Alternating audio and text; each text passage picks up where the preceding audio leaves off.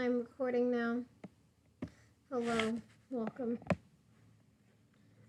Okay, so let me just see how much I want to read, or how much I want to try to read. That's a big chunk, probably not that much. Okay, I think right here is pretty manageable. I think so. Alright, so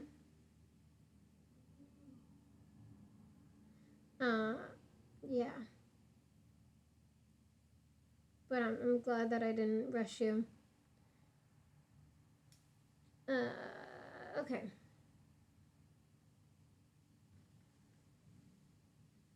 So, this next chapter, respectively, is called Chapter 4. In the last chapter, Nick went to Gatsby's party and he met him. He went, well, he didn't go with Jordan Baker, but he saw her there. So yeah. Now he's met Gatsby. Okay.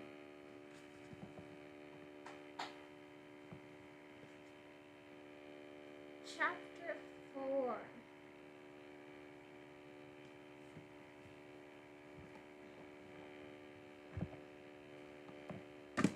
Chapter 4.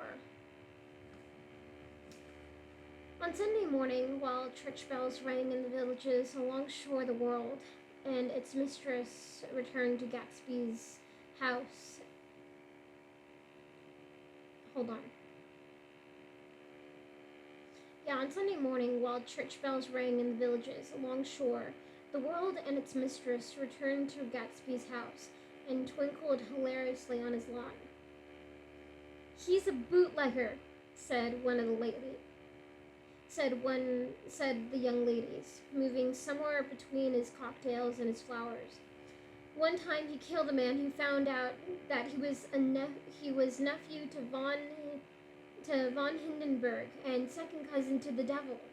Reach me a rose, honey, and pour me a last drop into that there crystal glass. Once I wrote down on the empty spaces of a timetable the names of those who came to Gatsby's house that summer.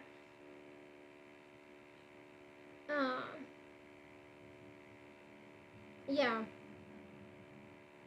I really hate how there's no fucking commas when there's supposed to be fucking commas. Because I read that it should have been once, comma, and then boom. I have such a problem with this book. Yeah, once. I wrote down on the empty spaces of a timetable the names of those who came to Gatsby's house that summer. It is an old timetable now, disintegrating at its folds and headed. This schedule in effect, July 5th, 1922. But I can still read the gray names, and they will give you a better impression than my generalities of those who accepted Gatsby's hospitality and paid him the subtle tribute of knowing nothing whatever about him. From East Egg, then came the Chester Beckers and the Leaches, and a man named Bunsen, whom I knew at Yale, and Dr. Webster Civet, who was drowned last summer up in Maine, and the Hornbeams and the Willie Voltaires and a whole clan named Black Buck, who always gathered in a corner and flipped up their noses like goats, at whatsoever came near. And the Ismays and the Christies, or rather, Herbert Oshbach and Mr. Christie's wife, and Edgar Beaver, whose hair they say turned cotton white one winter afternoon for no good reason at all. Yeah, for no good reason at all. Clarence Endive was from East Egg, as I remember. He came only once, in white knickerbockers, and had a fight with a bum named Etty. Yeah, and had a fight with a bum named Etty in the garden. From farther out on the island came the Cheadles and the ORP and the ORP Schraders and the Stonewall Jackson Abrams of Georgia and the Fish Guards and the Ripley Snells. Snell were there 3 days. Snell was there 3 days. Snell was there 3 days before he went to the penitentiary. So drunk out on the gravel drive that Mrs. Ulysses Sweat's automobile ran over his right hand. The Danceys came too when S.B. Whitebait, who was well over 60, and Maurice A. Flink, and the Hammerheads, and Beluga, the tobacco importer, and Beluga's girls.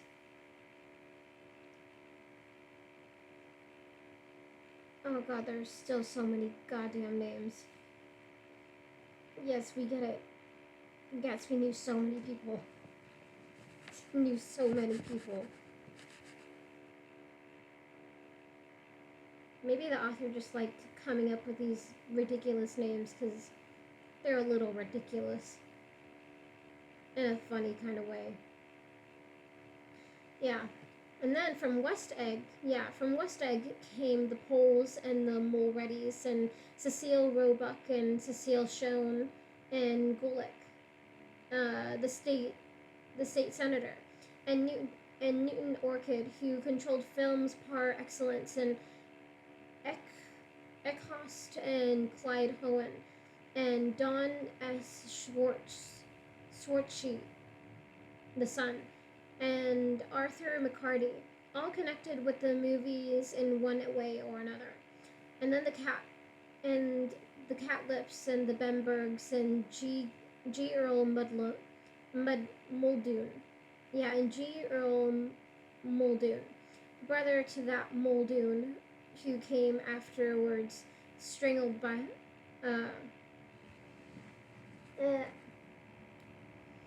brother to that Muldoon who afterwards strangled his wife. Da Fontano, the promoter came there. Yeah, Don Fontano, the promoter, came there, and Ed Legros and James B. Rotgut, Ferret, and the Jongs and Ernest Lilly. They came to gamble, and when Ferret wandered into the garden, it meant he was cleaned out, and associated traction would have to fluctuate profitably next day. A man named Klipspringer was there so often and so long that he became known as the Boarder. I doubt if he had any other home. Of theatrical people, there were Gus Weiss and Horace O'Donovan and Lester Meyer and George Duckweed and Francis Bull. Also from New York, there were Cromes and the Backheisens and the Denekers and Russell Betty and the Corrigans and the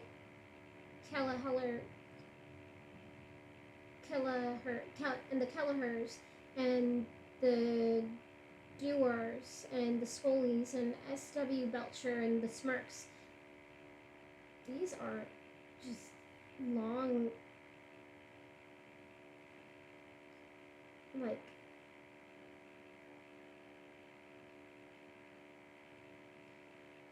what is that word?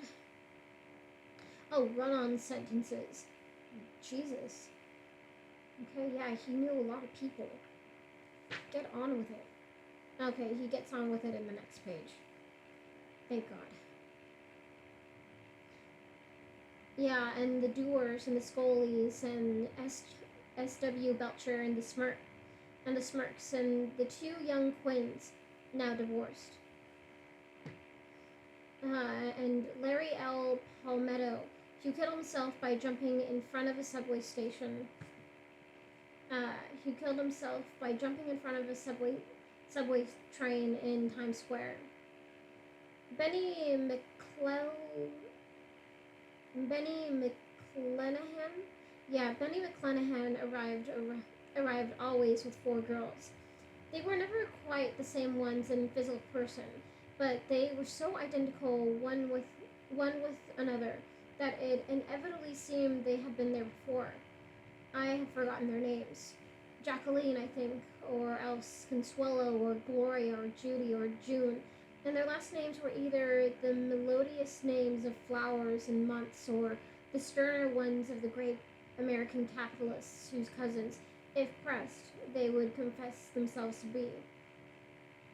In addition to all these, I can remember that Faustina O'Brien came there at least once, and the Bedecker girls, and young Brewer, who had his nose shot off in the war, and Mr. Albruxberger and Miss Hagg, his fiancée, and Ardita Fitzpeters, and Mr. P. Jewett, once head of the American Legion, and Miss Claudia Hip, with a man reputed to be her chauffeur, and a prince of something whom we called Duke, and whose name, if I ever knew it, I have forgotten. All these people came to Gatsby's house in the summer. That took him like 2 pages.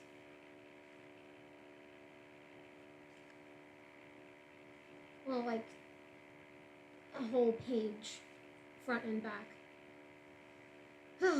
Okay, but yes, all these people came to Gatsby's house in the summer. At 9 o'clock one morning late in July, Gatsby's gorgeous car lurched up the rocky drive to my door and gave out a burst of melody from its 3-noted horn. It was the first time he had called on me, though I had gone on 2 of his parties, mounted in his hydroplane, and at his urgent invitation, made frequent use of his beach.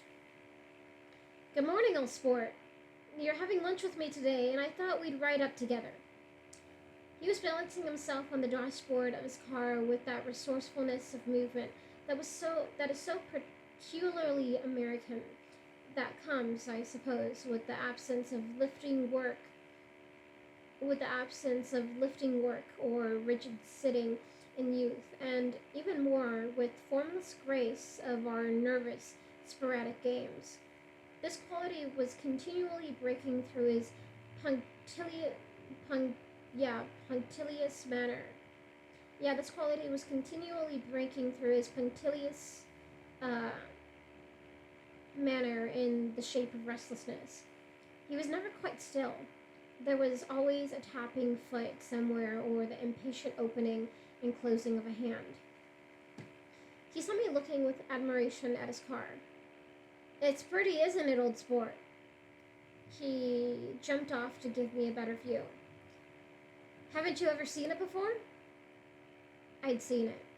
Everybody had seen it.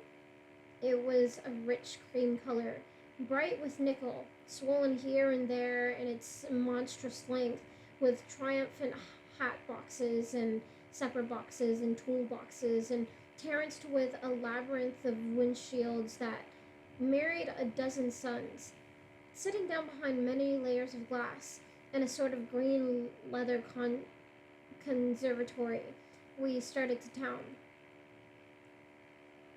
I had talked with him perhaps half a dozen times in the past month, and found, to my disappointment, that he had little to say. So my first impression that he was a person of some undefined consequence had gradually faded, and he had become simply the proprietor of an elaborate roadhouse next door.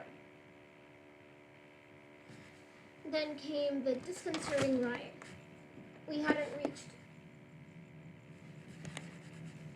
Ugh. Okay. Yeah, then came.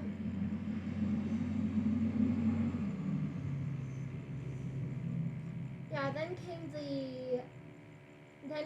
Then came that disconcerting ride. We hadn't reached West Egg Village before Gatsby began leaving his elegant sentences unfinished, and slapping himself indecisively on the knee of his caramel-colored suit.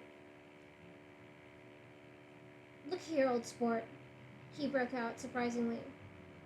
"What's your opinion of me, anyhow?" A little overwhelmed, I began the generalized evasions which that question deserves. "Well, I'm gonna tell you something about my life," he interrupted. "I don't want you to get the wrong idea of me from all of these stories you hear." So he was aware of the bizarre accusations that flavored conversation, that flavored conversation in the halls. "I'll tell you God's truth. Yeah, I'll tell you God's truth." His right hand suddenly ordered divine retribution to stand by. "I am the son of some wealthy people in the Middle West, all dead now. I was brought up in America, but educated at Oxford because all my ancestors have been educated there for many years. It is a family tradition." He looked at me sideways, and I knew why Jordan Baker had believed he was lying. He hurried the phrase, "educated at Oxford," or swallowed it or choked on it as though it had bothered him before. And and with this doubt, his whole statement fell to pieces, and I wondered if there wasn't something a little sinister about him after all. "What part of the Middle West?" I inquired casually. "San Francisco." "Yeah, San Francisco." "I see. My family all died, and I came into a good deal of money." "Yeah, my family all died, and I came into a good deal of money." "What?"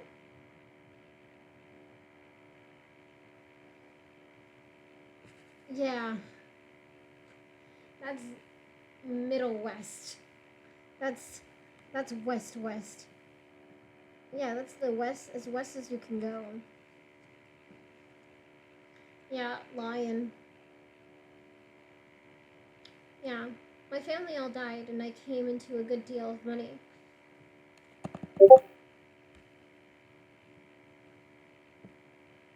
"Yeah, that's the more west thing."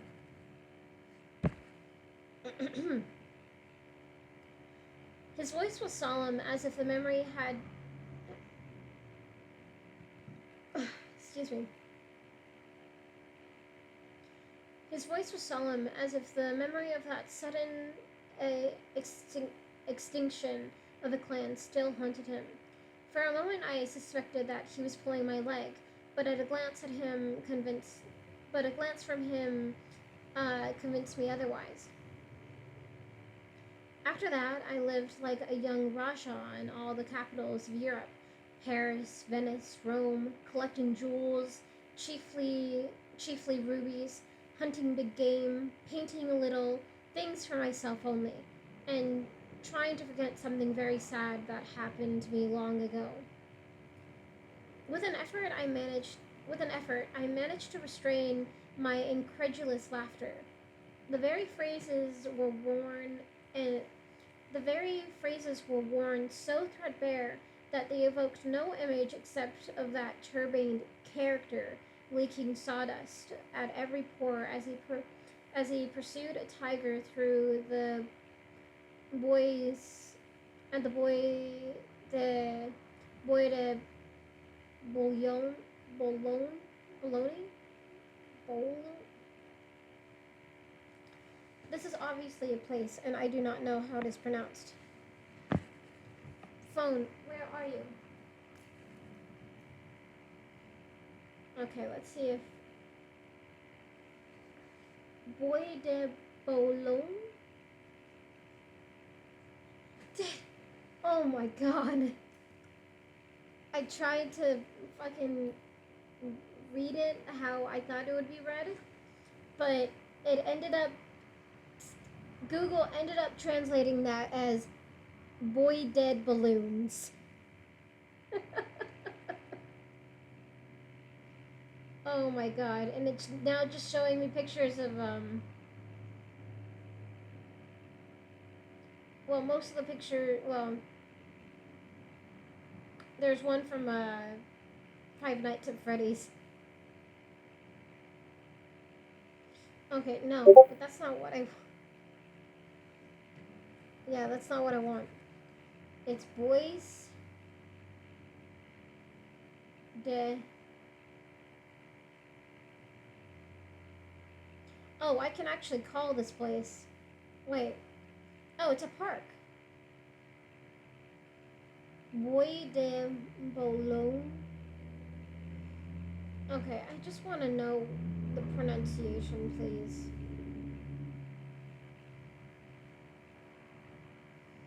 Okay.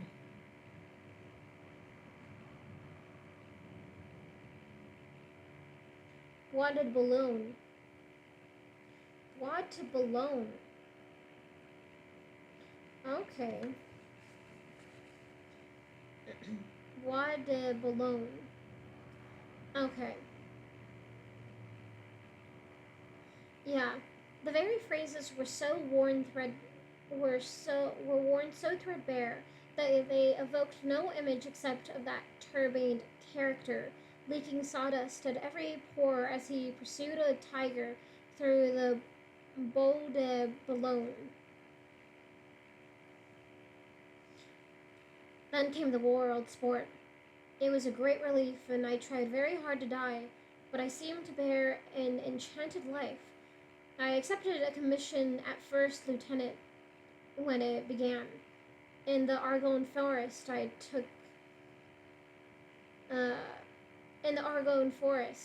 I took two machine gun detachments so far forward that there was a half-mile gap on either side of us where the infantry couldn't advance. We stayed there 2 days and 2 nights, 136 men and 16 Lewis guns. And when the infantry came up at last, they found the insignia of 3 German divisions among the piles of dead. I was promoted to be a major, and every Allied government gave me a decoration. Even Montenegro, little Montenegro, down on the Adriatic Sea. Little Montenegro. He lifted up the words and nodded.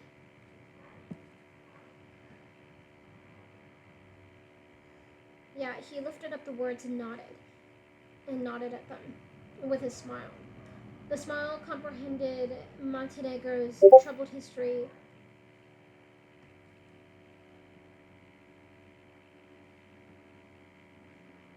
So, long story short, everyone I love dies.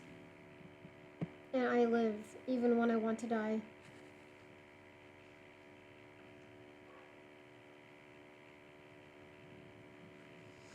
But yes. The smile comprehended Montenegro's troubled history and sympathized with the brave struggles of the Montenegrin people. It appreciated fully the chain of national circumstances which had elicited this tribute from Montenegro's warm little heart. My incredulity, my incredulity was submerged in fascination now. It was like skimming hastily through a dozen magazines. He reached out of his pocket, and a small piece of metal, slung on a ribbon, fell into my palm. That's the one from Montenegro. To my astonishment, the thing had an authentic look. Arterie de Danilo, ran the circular legend. Montenegro, Nicholas Rex. Turn it. Major J. Gatsby, I read. For valor, for valor, yeah, for valor extraordinary. Here's another thing I always carry, a souvenir from Oxford days. It was taken in Trinity Quad. The man on my left is now the Earl of Doncaster. It was a photograph of half a dozen young men in blazers, loafing in an archway through which were visible a host of spires. There was Gatsby, looking a little, not much younger, with a cricket bat in his hand. Then it was all true. I saw the skins of tigers flaming in his palace on the Grand Canal. I saw him opening a chest of rubies to ease, with their crimson-lighted depths, the gnawings of his broken heart. I'm going to make a big request of you today, he said, pocketing his souvenirs with satisfaction. So I thought you ought to know something about me. I didn't want you to think I was just some nobody. You see, I usually find myself among strangers because I drift here and there, trying to forget the sad thing that happened to me. He hesitated. You'll hear about it this afternoon. At lunch? No, this afternoon. I happen to find out that you're taking Miss Baker to tea.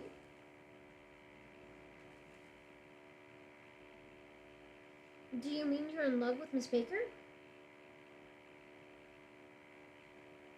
No, old sport, I'm not. But Miss Baker has kindly consented to speak to you about this matter. I hadn't the faintest idea of what this matter was, but I was more annoyed than interested.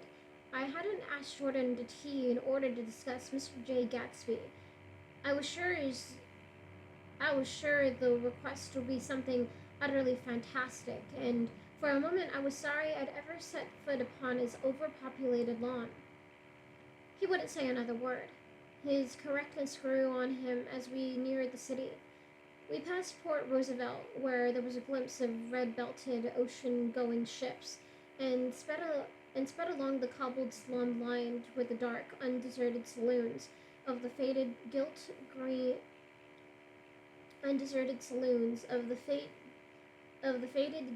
1900s. Then the Valley of Ashes opened out on both sides of us, and I had a glimpse of Mrs. Wilson straining at the garage pump with panting vitality as we went by. With fenders spread like wings, we scattered light through half Astoria, only half, for as we twisted along the pillars of the elevated, I heard the familiar jug jug spat of a motorcycle, and a frantic policeman rode alongside. "All right, old sport," called Gatsby. We slowed down. Taking a white card from his wallet, he waved it before my man's eyes. "Right you are," agreed the policeman, tipping his cap. Know you next time, Mr. Gatsby. Excuse me." "What was that?" I inquired. "The picture of Oxford. I was able to do the commissioner a favor once, and he sends me a Christmas card every year." Over the great bridge, with the sunlight through the girders, making a constant flicker upon the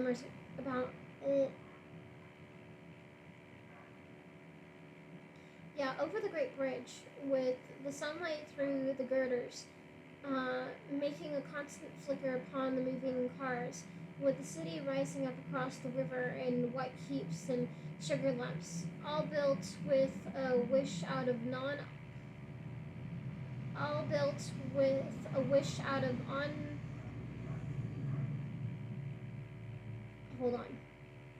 with the city rising up across the river in white heaps and sugar lumps, all built with a wish out of non-olfactory money.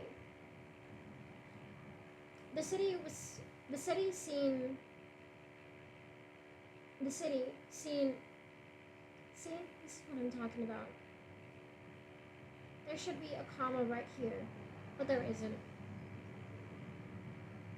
My biggest criticism of this book. Absolutely. Yeah. The city, seen from the Queensboro Bridge, was always the city scene is always the city scene for the first time, in its first wild promise of all the mystery and beauty in the world.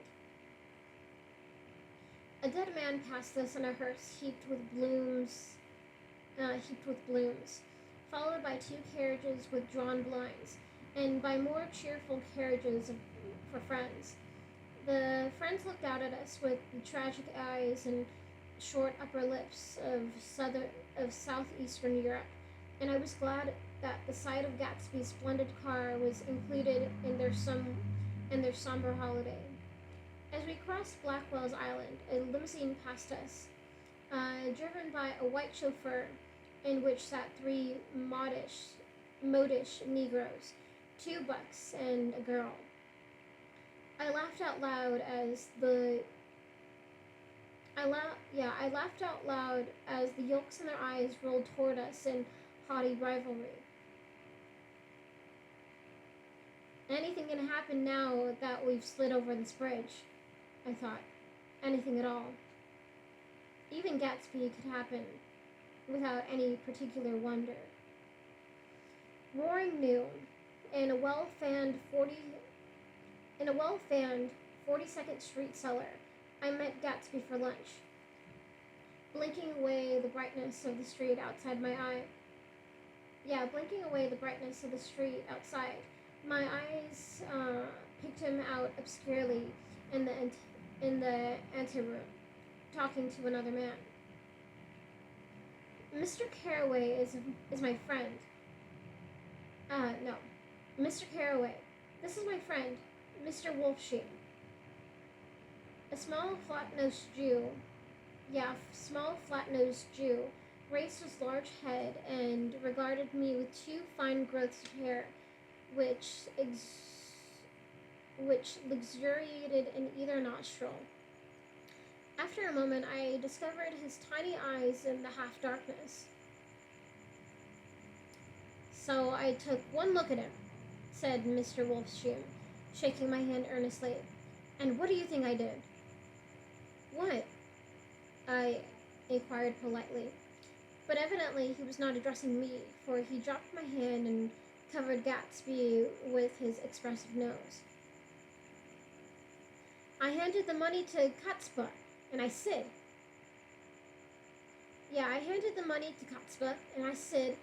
all right, Katzba, don't pay him a penny till he shuts his mouth. He shut it then and there. Gatsby took an arm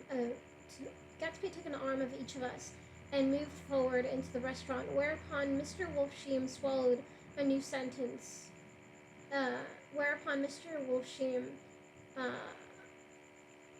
Swallowed a new sentence he was starting, and lapsed into a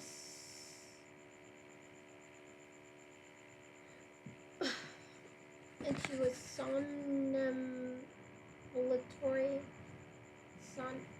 hold on. It doesn't help that this word is cut because it's starting on another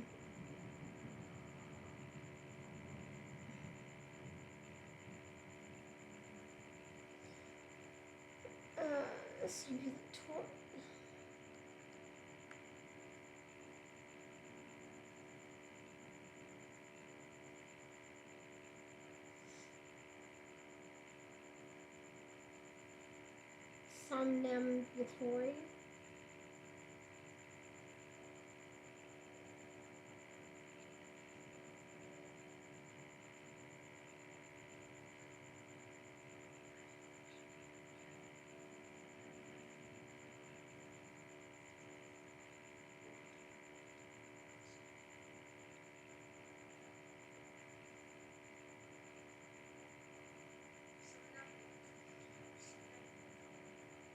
somnambulatory.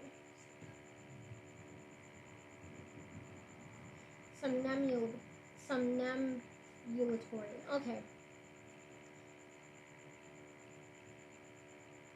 Okay, yeah.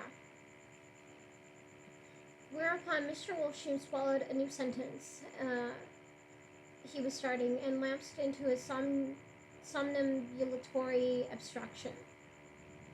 Highballs? Asked the head waiter. This is a nice restaurant here. Yeah, this is a nice restaurant here, said Mr. Wolfsheim, looking at the Presbyterian nymphs on the ceiling. But I like across the street better. Yes, highballs, agreed Gatsby. And then to Mr. Wolfsheim, it's too hot over there. Hot and small, yes, said Mr. Wolfsheim, but full of memories. What place is that? I asked. The old metropole. The old metropole. The old metropole, brooded Mr. Wolfsheim gloomily. Filled with faces dead and gone. Filled with friends gone now forever. I can't forget so long as I live the night they shot Rosie Rosenthal there. It was 6 of us at the table, and Rosie had eaten and drunk a lot all evening. When it was almost morning, the waiter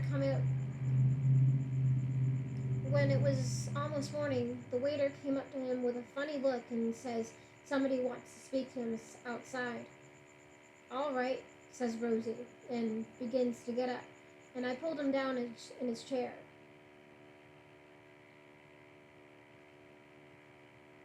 Let the bastards come in here if they want you, Rosie, but don't you, so help me, move outside this room. It was 4 o'clock in the morning then, and if we'd have raised the blinds, we'd have seen daylight. Did he go? I asked innocently. Sure he went. Mr. Wolfsheim's nose flashed at me indignantly. He turned around at the door and says, don't let that waiter take my coffee. Yeah, don't let that waiter take away my coffee. Then he went on the sidewalk and they shot him 3 times in his full belly and drove away. 4 of them were electrocuted. 4 of them were electrocuted, I said, remembering. 5 with Becker. His nostrils turned to me in an interested way. I understand you're looking for a business negotiation. The juxtaposition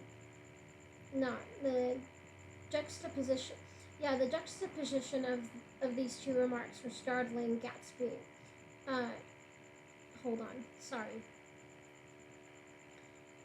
The juxtaposition of these 2 remarks was startling. Gatsby answered for me. Oh no, he exclaimed. This isn't the man. No? Mr. Wolfsheim seemed disappointed. This is just a friend. I told you we'd talk about that some other time. I beg your pardon. Yeah, I beg your pardon, said Mr. Wolfsheim. I had a wrong man. A succulent hash arrived, and Mr. Wolfsheim, forgetting the more sentimental atmosphere of the old metropole, began to eat with ferocious delicacy. His eyes, meanwhile, roved very slowly all around the room. He completed the arc by turning to inspect. He completed the arc by turning to inspect the people directly behind. I think that, except for my presence, he would have taken one short glance beneath our whole table. Look here, old sport, said Gatsby, leaning toward me. I'm afraid.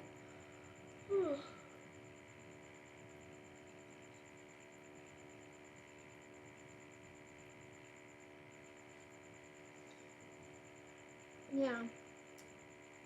I'm afraid I made you a little angry this morning in the car. Then there was the smile again, but this time I held out against it.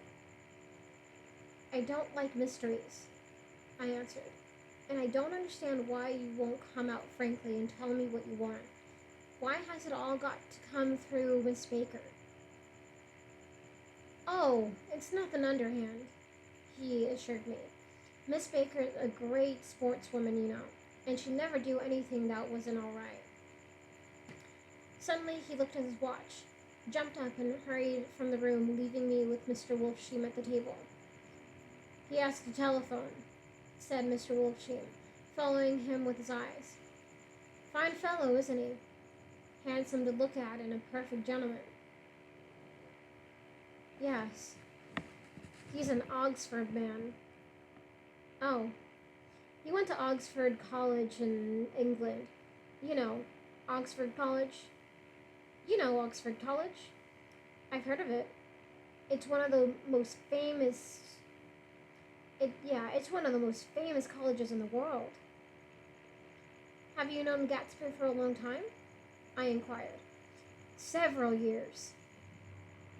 He answered in a gratified way. I made the pleasure of his acquaintance just after the war, but I knew I had discovered a man of fine breeding after I talked with him an hour, and I said to myself, "There's the kind of man you'd like to take home and introduce to your mother and sister." He paused. I see you're looking at my cuff buttons. I hadn't been looking at them, but I did now. They were composed of oddly familiar pieces of ivory.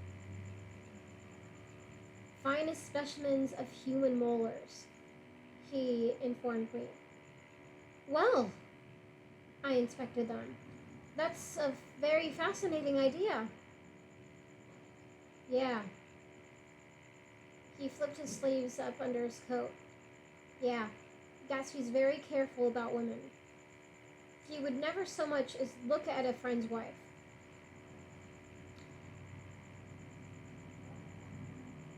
Yeah, sure. When the subject of this instinctive trust returned to the table and sat down, Mr. Wolfsheim drank his coffee with a jerk and got to his feet. I have enjoyed my lunch, he said, and I'm going to run off from you two young men before I outstay my welcome. Don't hurry, Mary. Yeah, don't hurry, Mayor, said Gatsby without enthusiasm. Mr. Wolfsheim raised his hand in a sort of benediction.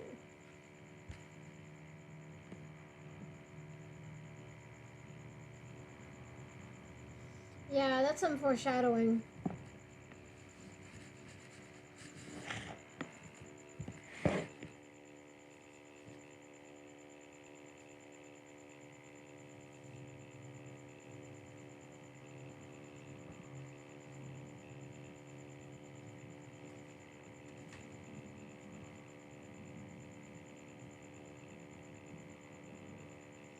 He'd never fell in love with someone's wife.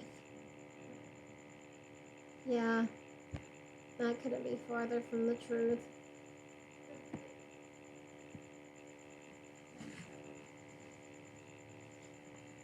Okay.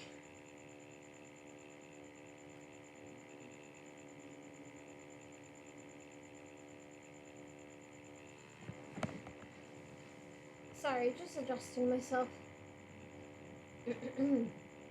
Okay. Yeah, Mr. Wolfsheim raised his hands in a sort of benediction. You're very polite, but I belong to another generation, he announced solemnly.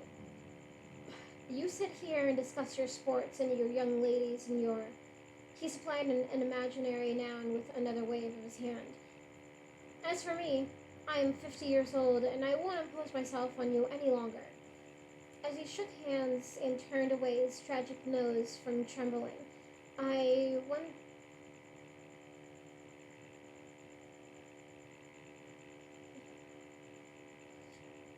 Oh, God, I fucking hate how there's no fucking commas. Now I feel like I need to read every single sentence again if I know I made a mistake reading it. Jesus, I hate this book because it has no commas. It has a lot of commas, it does, but not when it's necessary. That pisses me off. Yeah, as he shook hands and turned away, his tragic nose was trembling. I wondered if I had said anything to offend him. He becomes very sentimental sometimes, explained Gatsby. This is one of his sentimental days. He's quite a character around New York, a denizen of Broadway. Who is he anyhow? An actor? No. A dentist? Mayor Wolfsheim? No, he's a gambler. No, he's a gambler. Gatsby hesitated and added coolly. He's the man who fixed the World Series back in 1919. Fixed the World Series? I repeated. The idea staggered me. I remembered, of course, that the World Series had been fixed in 1919, but if I had thought of it at all, I would have thought of it as a thing that merely happened, in the end of some inevitable chain. It never occurred to me that one man could start to play with the faith of 50 million people, with the single-mindedness of a burglar blowing a safe. How did he happen to do that? I asked after a minute. He just saw the opportunity. Why isn't he in jail? They can't get him, old sport. He's a smart man. I insisted on paying the check. As the waiter brought my change, I caught sight of Tom Buchanan across the crowded room. Come along with me for a minute, I said. I've got to say hello to someone. When he saw us, Tom jumped up and looked. When he saw us, Tom jumped up and took half a dozen steps in our direction. Where have you been? He demanded eagerly. Daisy's furious because you haven't called up. This is Mr. Gatsby, Mr. Buchanan. They shook hands briefly, and a strained, unfamiliar look of embarrassment came over Gatsby's face. How have you been anyhow? Demanded Tom of me. How'd you happen to come up this far to eat? I've been having lunch with Mr. Gatsby. I turned toward Mr. Gatsby, but he was no longer there. On one October day in 1917, as Jordan Baker that afternoon, sitting up very straight on a straight chair in the tea garden at the Plaza Hotel, I was walking along from one place to another.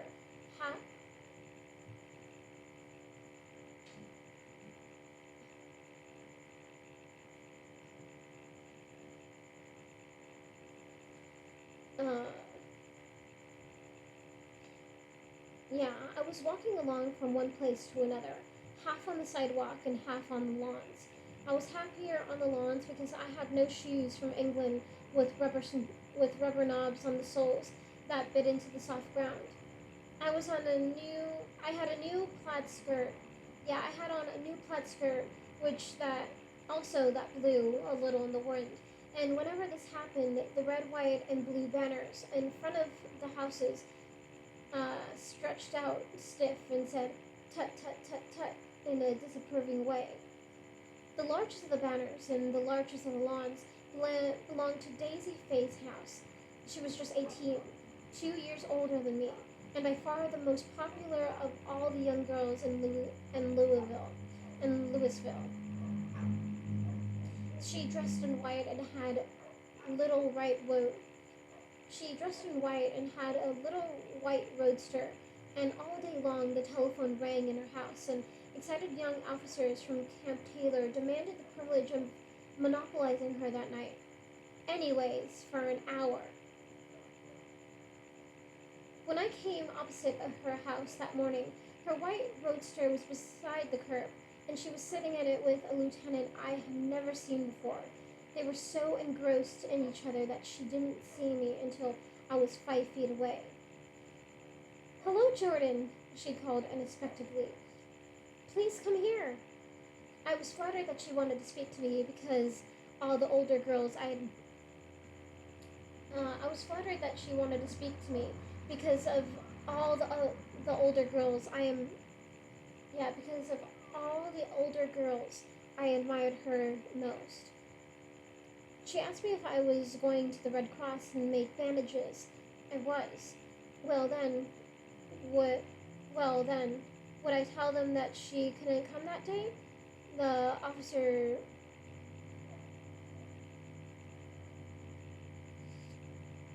the officer looked at Daisy while she was speaking in a way that every girl wants to be looked at sometime, and because it seemed so romantic to me, I have remembered the incident. I have remembered the incident ever since. His name was Jay Gatsby, and I didn't lay eyes on him again for over 4 years. Even after I had met him on Long Island, I didn't realize it was the same man. That was 1917. By the next year, I had a few bokes. Bukes? Bokes? This is another word I want to figure out.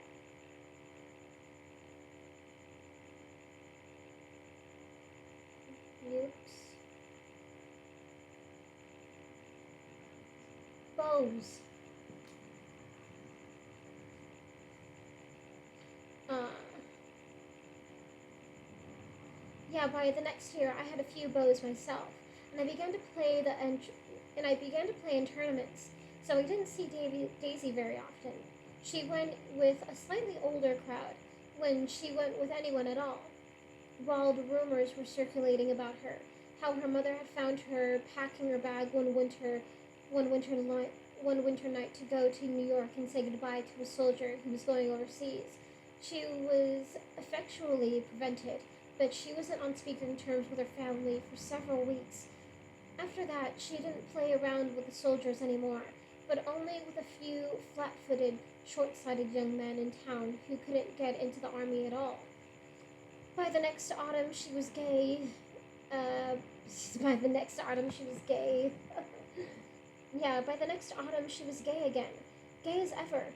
She had a debut after the armistice, and in February, she was presumably engaged to a man from New Orleans.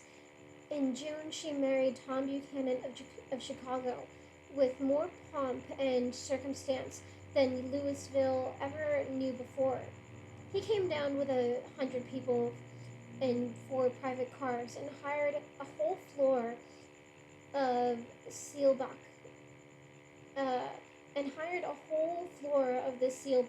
of the Seelbach Hotel. And the day before the wedding, he gave her a string of pearls valued at $350,000. I was a bridesmaid. I came into her room half an hour before the bridal dinner and found her lying on her bed as lovely as June ever, and found her lying on her bed as lovely as the June night in her flowered dress, and as drunk as a monkey. She had a bottle of Sauterne in one hand and a letter in the other. "Congratulate me," she muttered. "Never had a drink before, but oh, how I do enjoy it." "What's the matter, Daisy?" "I was scared, I can tell you. I'd never seen a girl like that before." "Here, dearest." She groped around in a wastebasket she had with her on the bed and pulled out the string of pearls. "Take him downstairs and give him back to whoever they belong to. Tell him, oh, Daisy's changed her mind. Say Daisy's changed her mind." She began to cry. She cried and cried. I rushed out and found her mother's maid, and we locked the door and got her into a cold bath. She wouldn't let go of the letter. She took it into the bath. She took it into the tub with her and squeezed it up into a wet ball, and only let me leave it in the soap dish when she saw that it was coming to pieces like snow. I remember that scene in the movie. Well, sort of, but I remember it being in the movie. But she didn't say another word.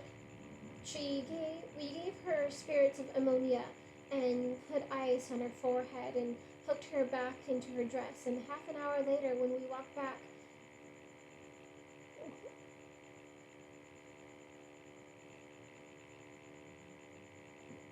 hold on.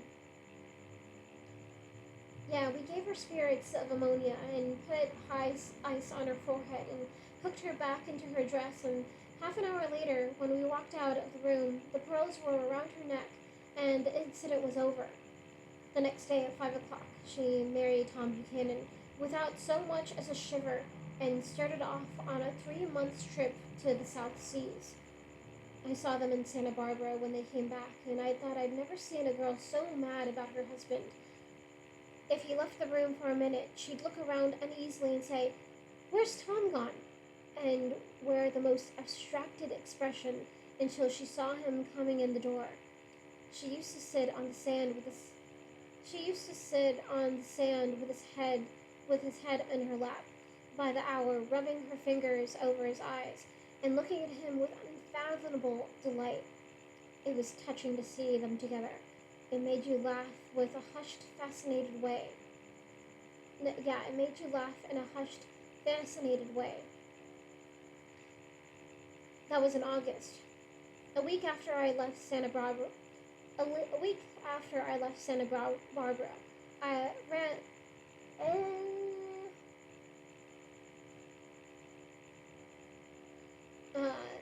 That was in August. A week after I left Santa Barbara, Tom ran into a wagon on the Ventura Road one night and ripped a front wheel off his car. The girl who was with him got into the papers too, because her arm was broken. She was one of the chambermaids in the Santa Barbara hotel. The next April, Daisy had her little girl, and they went to France for a year. I saw them one spring in Cannes, and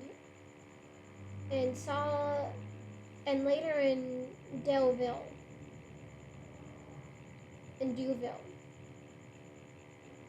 Yeah, I saw them one spring in Cannes, and later in Deauville, and then they came back to Chicago to settle down. Daisy was popular in Chicago, as you know.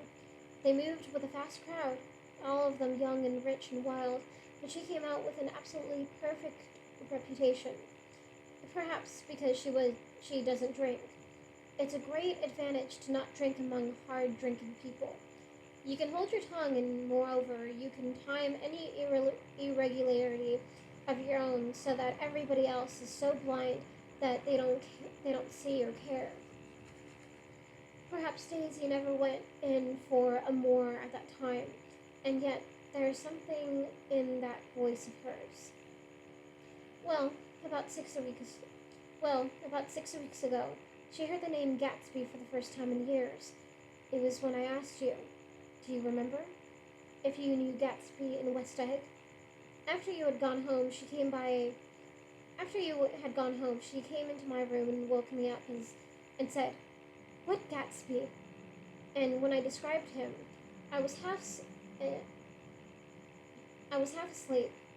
She said in the strangest voice that it must be the man she used to know. It wasn't until then that I connected this Gatsby with the officer in her white car. When Jordan Baker had finished telling all this, we had left the plaza for half an hour and were driving it in a Victoria through Central Park.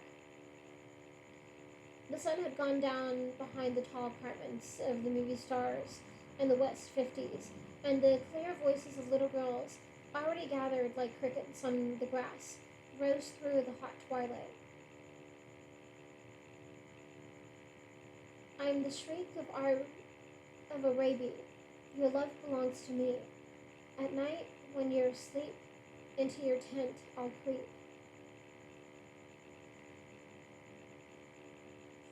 It was a strange coincidence.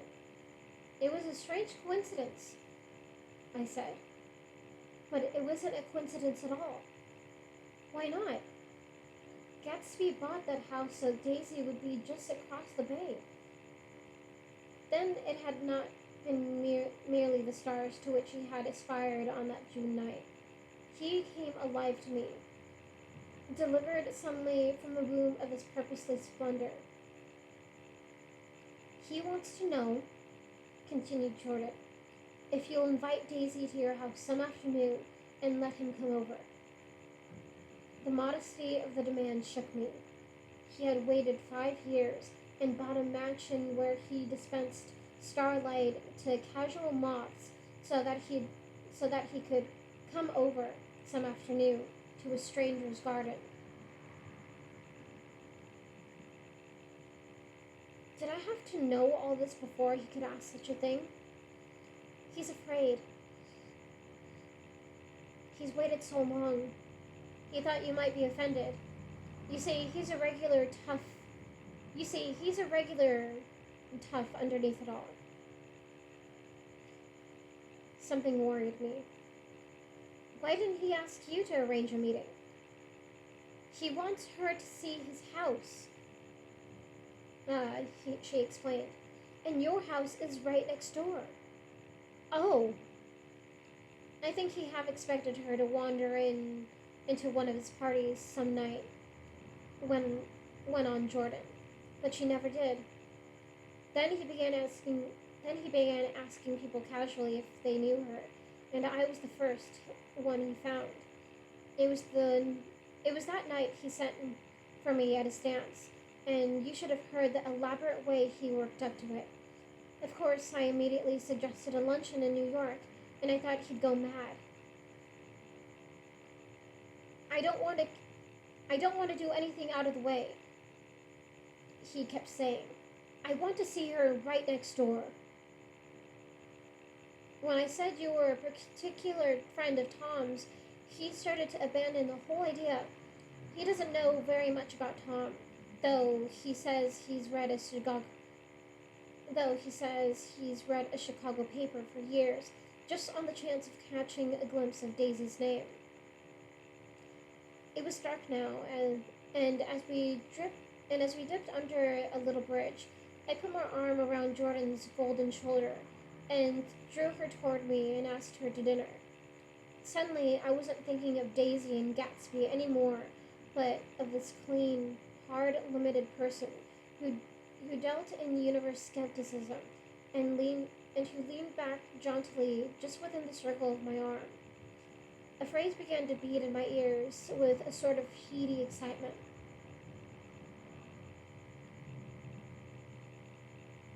There are only the pursued, the pursuing, the busy, and the tired. And Daisy ought to have something in her life.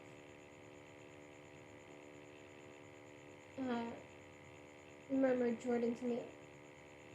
Does she want to see Gatsby? She's not to know about it. Gatsby doesn't want her to know. You're just supposed to invite her to tea.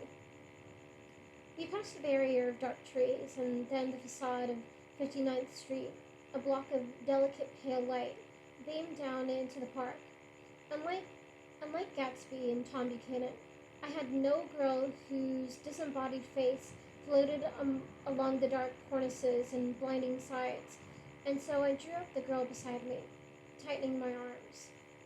Her wan, scornful mouth smiled, and so I drew her up again, closer, this time to my face.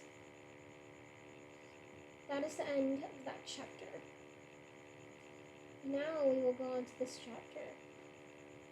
Hopefully I can read this chapter and maybe this chapter. I'm pretty sure maybe I can. No, I think I can. I think I can. Okay, so now on to the next chapter, which is chapter 5. Chapter 5. This is getting interesting, man. I don't think I'll be able to finish this in 4 sessions. it'll take me longer. Okay. Yeah, chapter 5. When I came home to Westag that night, I was afraid for a moment that my house was on fire. 2 o'clock and the whole corner of the peninsula was blazing with light, which fell unreal on the shrubbery, on the shrubbery, and made thin, elongating glints upon the roadside wires. Turning a corner, I saw that it was Gatsby's house, lit from tower to cellar. At first I thought it was another party, a wild rout that had resolved itself into hiding of seek or sardines in the box, with all the house thrown open to the game. But there wasn't a sound, only wind in the trees which blew the wires and made the wires go off and on again, as if the house had winked into the darkness. As my taxi groaned away, I saw Gatsby walking toward me across his lawn. Your place looks like the World's Fair, I said. Does it? He turned his eyes toward it absently. I have been glancing into some of the rooms. Let's go to Coney Island, old sport. In my car. Well, it's too late. Well, suppose we take a plunge in the swimming pool. I haven't made use of it all summer. I've got to go to bed. All right. He waited, looking at me with suppressed eagerness. I talked with Miss Baker, I said after a moment. I'm going to call up Daisy tomorrow and invite her over here to tea. Oh, that's right, he said carelessly. I don't want to put you to any trouble. What day would suit you? He corrected me quickly. I don't want to put you to any trouble, you see. How about the day after tomorrow? He considered for a moment, then with reluctance. I want to get the grass cut, he said. We both looked at the grass. There was a sharp line where my ragged lawn ended, and the darker, well-kept expanse of his began. I suspected that he meant my grass. There's another little thing, he said uncertainly, and hesitated. Would you rather put it off a few days? I asked. Oh, it isn't about that. At least, he fumbled with a series of beginnings. Why, look here, old sport. You don't make much money, do you? Not very much. This seemed to reassure him, and he continued more confidently. I thought you didn't. If you'll pardon you see, I carry on a little business on the side. A sort of a sideline, you understand. And I thought that if you don't make very much, you're selling bonds, aren't you, old sport? Trying to. Well, this would interest you. It wouldn't take much of your time, and you might pick up a nice bit of money. It happens to be rather confidential sort of thing. I realize now that under different circumstances, that conversation might have been one of the crises of my life. But because the offer was obviously and tactfully for a service to be rendered, I had no choice except to cut him off there. I've got my hands full, I said. I'm much obliged, but I couldn't take on any more work. You wouldn't have to do any business with Wolfsheim. Evidently, he thought I was shying away from the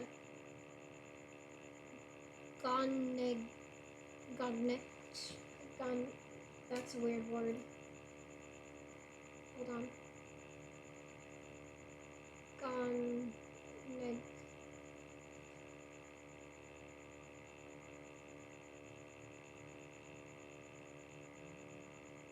Oh, I get it. The connection. I got it now. It's connection, but it's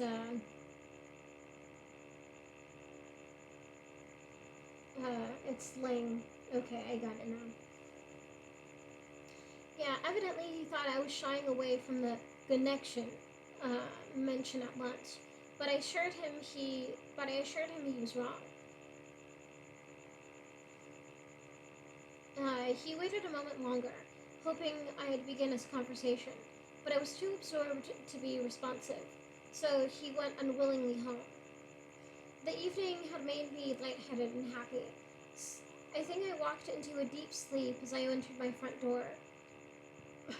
So I don't know whether Gatsby or not went to Coney Island, or for how many hours he glanced into rooms while his house blazed gaudily on. I called up Daisy from the office the next morning and invited her to come to tea. "Don't bring Tom," I warned her. "What?" "Don't bring Tom." "Who is Tom?" she asked innocently. The day agreed upon was pouring rain. At 11 o'clock, a man in a raincoat dragging a lawnmower tapped at my front door and said that Mr. Gatsby had sent him over to cut my grass. This reminded me that I had forgotten to tell my Finn to come back, so I drove into West Egg Village.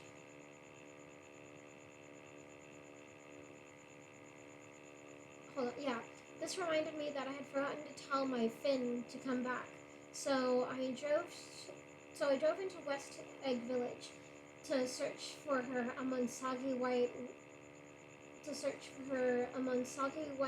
alleys, and to buy some cups and lemons and flowers. The flowers were unnecessary, for at 2 o'clock a greenhouse arrived at Gatsby's with innumerable receptacles to contain it. An hour later, the front door opened nervously, and Gatsby, in a hurried flannel suit, and Gatsby in a white flannel suit, silver shirt, and gold-colored tie hurried in. He was pale, and there were dark signs of sleeplessness. Beneath his eyes. "Is everything all right?" he asked immediately. "The grass looks fine, if that's what you mean." "What grass?" he inquired blankly. "Oh, the grass in the yard." He looked out the window at it, but judging from his expression, I don't believe he saw a thing. "Looks very good," he remarked vaguely. One of the papers said they thought the rain would stop around about 4. I think it was the Journal. "Have you got everything you need in the shape of tea?" I took him into the pantry, where he looked a little reproachfully at the Finn. Together we scrutinized the 12 lemon cakes from the delicatessen shop. "Will they do?" I asked. Of course, they're fine." And he added hollowly, "Old sport." The rain cooled about 3:30 into a damp mist through which occasional thin drops swam like dew. Gatsby looked with vacant eyes through a copy of Clay's Economics. It started at the finished tread that shook the kitchen floor, and peering toward the bleared windows from time to time, if a series of invisible but alarming happenings were taking place outside. Finally, he got up and informed me in an uncertain voice that he was going home. "Why's that?" "Nobody's coming to tea. It's too late." He looked at his watch as if there was some pressing demand on his time elsewhere. "I can't wait all day." Don't be silly. It's just 2 minutes to 4. He sat down miserably, as if I had pushed him, and simultaneously there was the sound of a motor turning into my lane. We both jumped up, and a little harrowed myself, I went into the yard.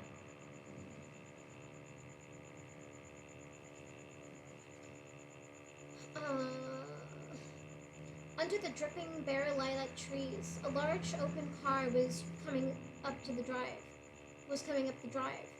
It stopped. Daisy's face, tipped sideways beneath a three-cornered lavender hat, looked out at me with a bright, ecstatic smile. Is this absolutely where you live, my dearest one? The exhilarating ripple of her voice was a wild tonic in the rain. I had to follow the sound of it for a moment, up and down, with my ear alone before any words came through. A damp streak of hair lay, of hair lay like a dash of blue paint across her cheek, and her hand was wet with the glistening drops as I took it to help her from her car. Are you in love with me? She said low in my ear. Or why did I have to come alone? That's the secret of that's the secret of Castle Rackrent. Tell your chauffeur to go far away and spend an hour. Come back in an hour, Ferdy. Then, in a grave murmur, his name is Ferdy. Does the gasoline affect his nose? I don't think so, she said innocently. Why? We went in. To my overwhelming surprise, the living room was deserted. Well, that's funny, I exclaimed. What's funny? I remember this scene in the movie too.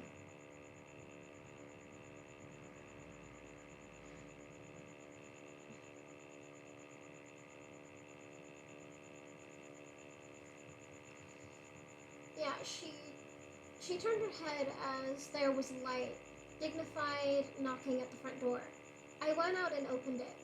Gatsby, pale as death, with his hands plunged like weights in his coat pockets, was standing in a puddle of water, glaring tragically into my eyes. With his hands still in his coat pockets, he stalked by me into the hall, turned sharply as if we were on a wire, and disappeared into the living room. It wasn't a bit funny.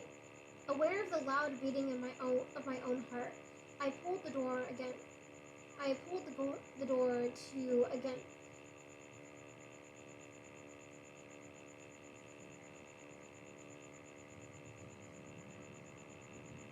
Yeah, against the loud beating of my own heart, I pulled the door to against the increasing rain. For half a minute, there wasn't a sound. From the living room, I heard a sort of choking murmur, and part of a laugh, followed by Daisy's voice on a clear, artificial note.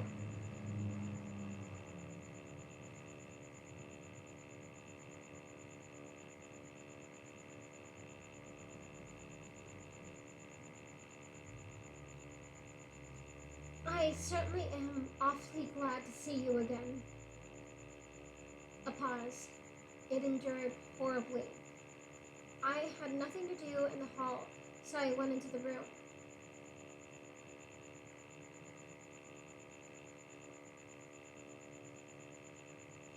Gatsby, his hands still in his pockets, was reclining against the mantelpiece in a strange counterfeit of perfect ease, even of boredom.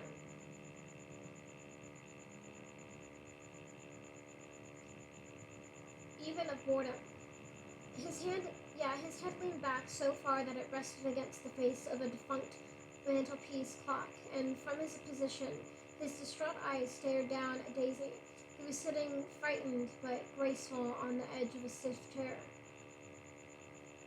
We've met before, muttered Gatsby.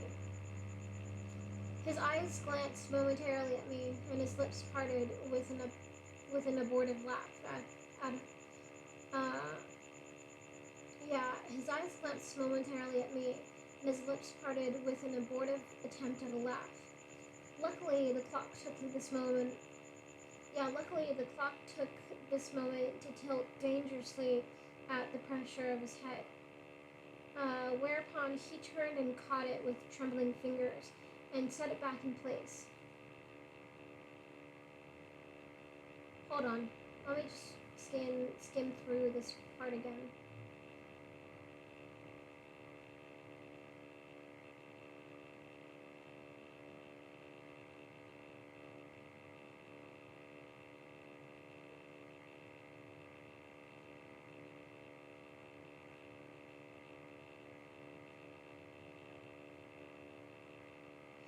Yeah, luckily the clock took this moment to tilt dangerously at the pressure of his head, whereupon he turned and caught it with trembling fingers and set it back in place.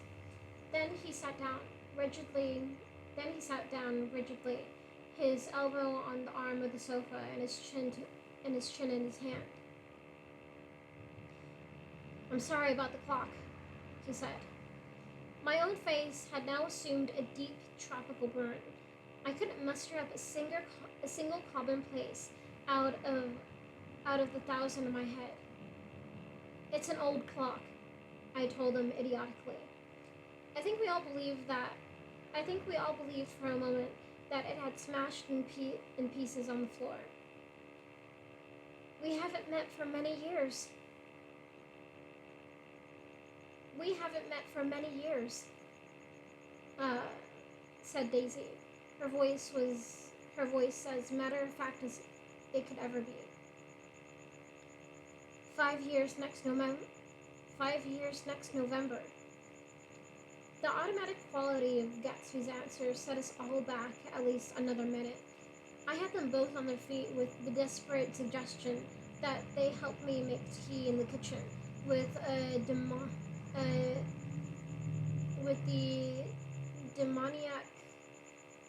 demoniac Finn brought in on a tray.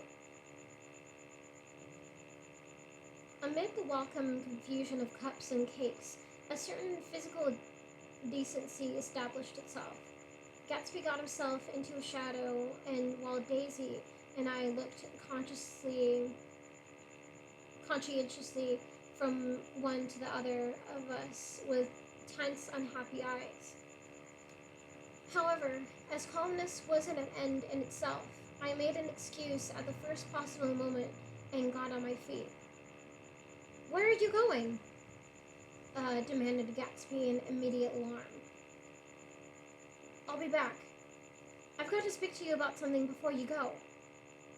He followed me wildly into the kitchen, closed the door, and whispered, "Oh God," in a miserable way.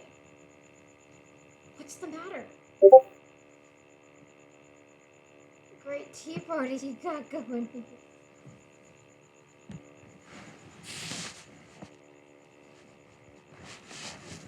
Super great. Oh God.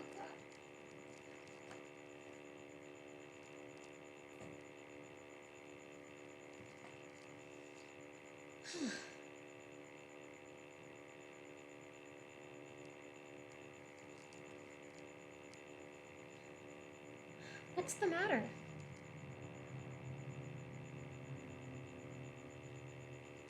Oh shit. There we go. This is a terrible mistake, he said, shaking his head from side to side. A terrible, terrible mistake. You're just embarrassed, that's all. And luckily, I added, Daisy's embarrassed too. She's embarrassed? He repeated incredulously. Just as much as you are. Don't talk so loud. You're acting like a little boy. You're acting like a little boy, I broke out impatiently. Not only that, but you're rude. Daisy's sitting there all alone. Yeah, Daisy's sitting in there all alone.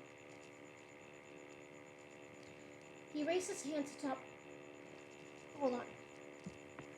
I just need to do something real quick.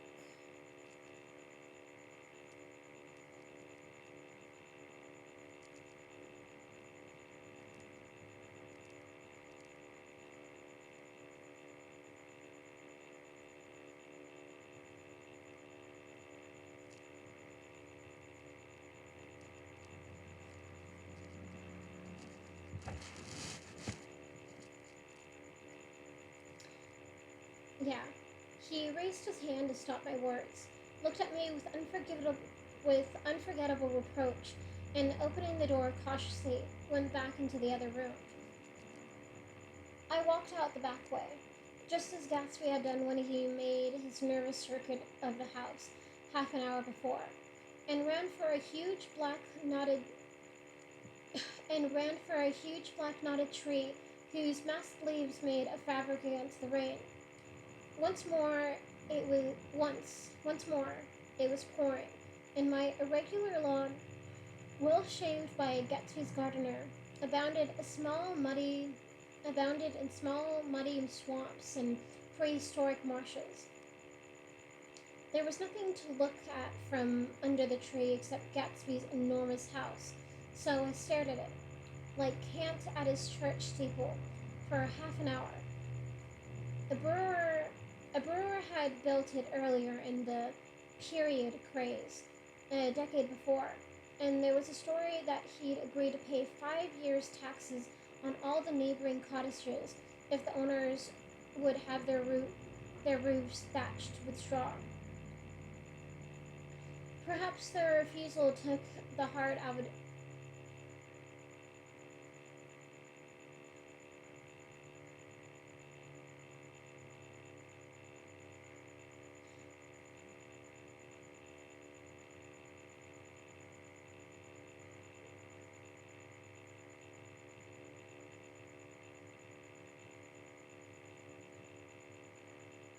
Hold on, sorry.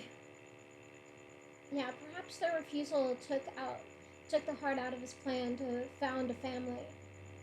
He went into an immediately he went into an immediate decline.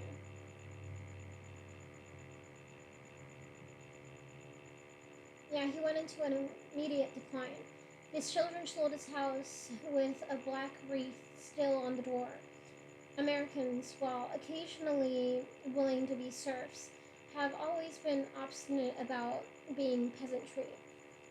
About half an hour, the sun shone again, and the grocer's automobile rounded Gatsby's drive with the raw material for his servant's dinner. I felt sure he wouldn't eat a spoonful.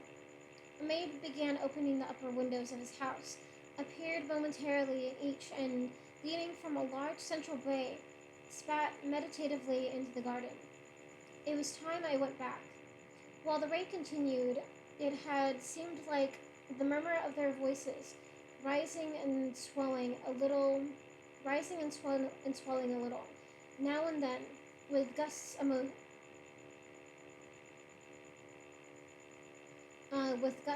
emotion. But in the new silence, I felt that. But in the new silence, I felt that silence had fallen within the house too. I went in, after making every possible noise in the kitchen, short of pushing over the stove, but I don't believe they heard a sound. They were sitting at either end of the couch looking at each other, as if some question had been asked or was in the air, and every vestige of embarrassment was gone.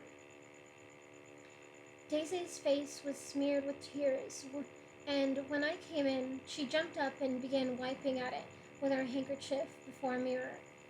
But there was a change in Gatsby that was simply confounding. He literally glowed. Without a word or a gesture of exultation, a new well-being radiated from him and filled the little room. "Oh, hello, old sport," he said, as if he hadn't seen me for years. I thought for a moment he was going to shake hands. "It stopped raining." "Has it?" When he realized what I was talking about, that there were twinkle bells and of sunshine in the room, he smiled like a weatherman, like an ecstatic patron of recurrent light, and repeated the news to Daisy. "What do you think of that? It stopped raining." "I'm glad Jay," her throat, full of aching, grieving beauty, told only of her unexpected joy. "I want you and Daisy to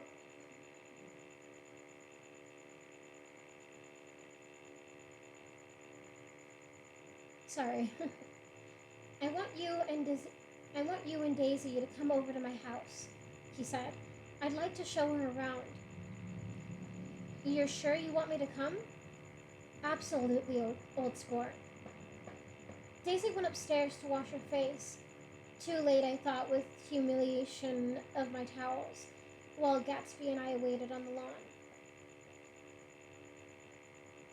My house looks well, doesn't it? He demanded. See how the whole front of it catches the light. I agreed that it was splendid. Yes, his eyes went over it. Every arched door and square tower. It took me just 3 years to earn the money that bought it. I thought you inherited your money. I did, old sport, he said automatically, but I lost most of it in the big panic. The panic of the war. I think he hardly knew what he was saying, for when I asked him what business he was in, he answered, "That's my affair," before he realized that it wasn't an appropriate reply. Oh, I've been in several things, he corrected himself. I was in the drug business. I was in the drug business, and then I was in the oil business. But I'm not in either one now. He looked at me with more attention. Do you mean you've been thinking over what I proposed the other night? Before I could answer, Daisy came out of the house, and 2 rows of brass buttons on her dress gleamed in the sunlight. That huge place there? She cried, pointing. Do you like it? I love it, but I don't see how you live there all alone. I keep it always full of interesting people, night and day. People who do interesting things, celebrated people. Instead of taking the shortcut along the Sound, we went down.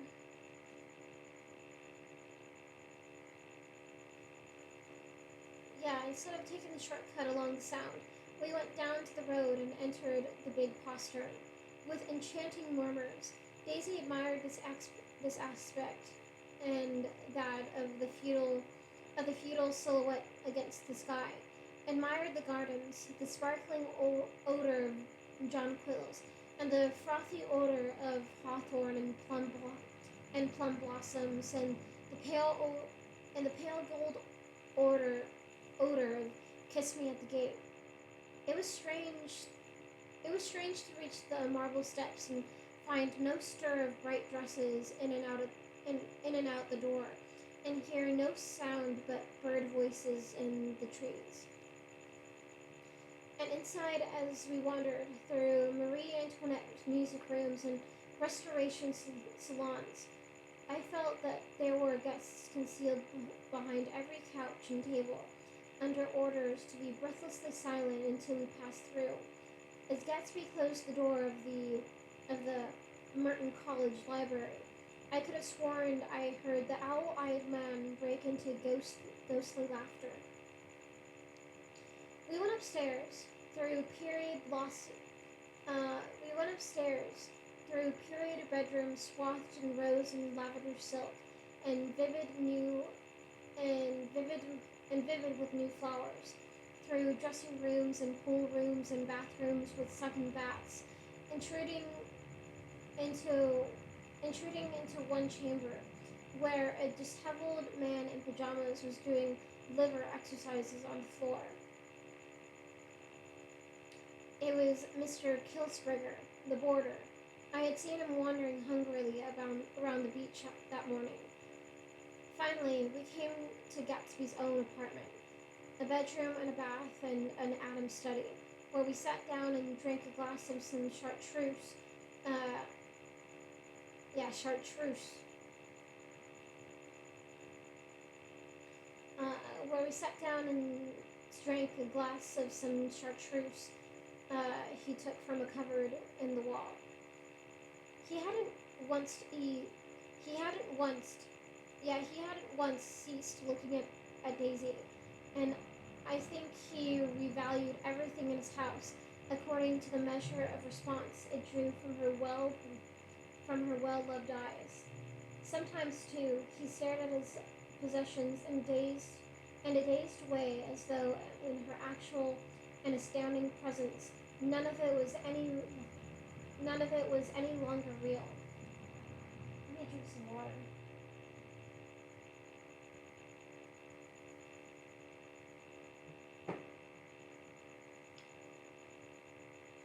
Once he nearly toppled down a flight of stairs. His bedroom was the simplest room of all, except where the dresser was garnished with a toilet set of pure dull gold. Pure dull gold. Uh, Daisy took the brush with delight. Yeah, Daisy took the brush with delight and smoothed her hair. Whereupon Gatsby sat down and shaded his eyes and began to laugh. "It's the funniest thing, old sport," he said hilariously. "I can't. When I try to..." He passed visibly through 2 states and was entering upon a third. After his embarrassment and his unreasoning joy, he was consumed with wonder at her presence. He had been full of the idea so long, dreamed it right through the end, waited with his teeth set, so to speak, at an inconceivable pitch of intensity. Now, in the reaction, he was running down like an overwound clock.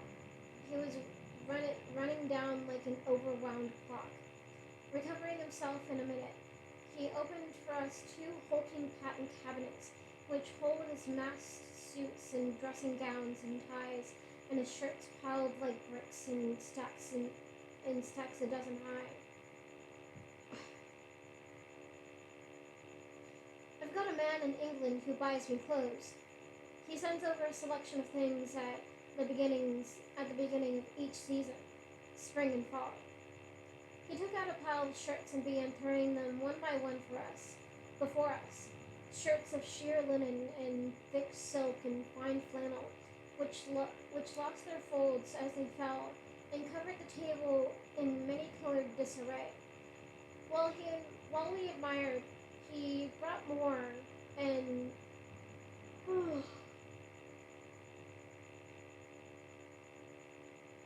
I remember that scene too. Well, I don't know if it's the scene in particular where he's throwing like all his clothes and stuff.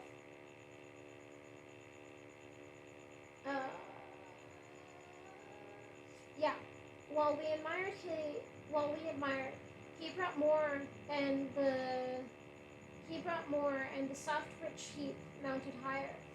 Shirts with stripes and scrolls and plaids and coral and apple, green and lavender and faint orange and monograms of Indian blue. Suddenly, with a strained sound, Daisy bent her head into the shirts and began to cry stormily. "They're such beautiful shirts," she sobbed, her voice muffled in the thick folds. "It makes me so sad because I've never seen such beautiful shirts before." After the house, we were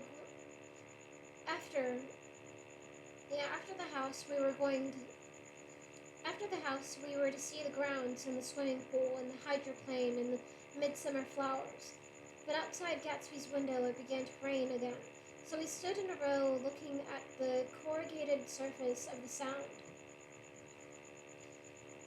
"If it wasn't for the mist, we could see your home across the bay," said Gatsby. "You always have a green light that burns all night at the end of your dock." Daisy put her arm around his abruptly, and he seemed absorbed in what he had just said. Possibly it had occurred to him that the colossal significance of that light had now vanished forever. Compared to the great distance that had separated him from Daisy, it had seemed very near to her, almost touching her. It had seemed as close as a star to the moon. Now it was again a green light on the dock. His count of enchanted objects had diminished one by one.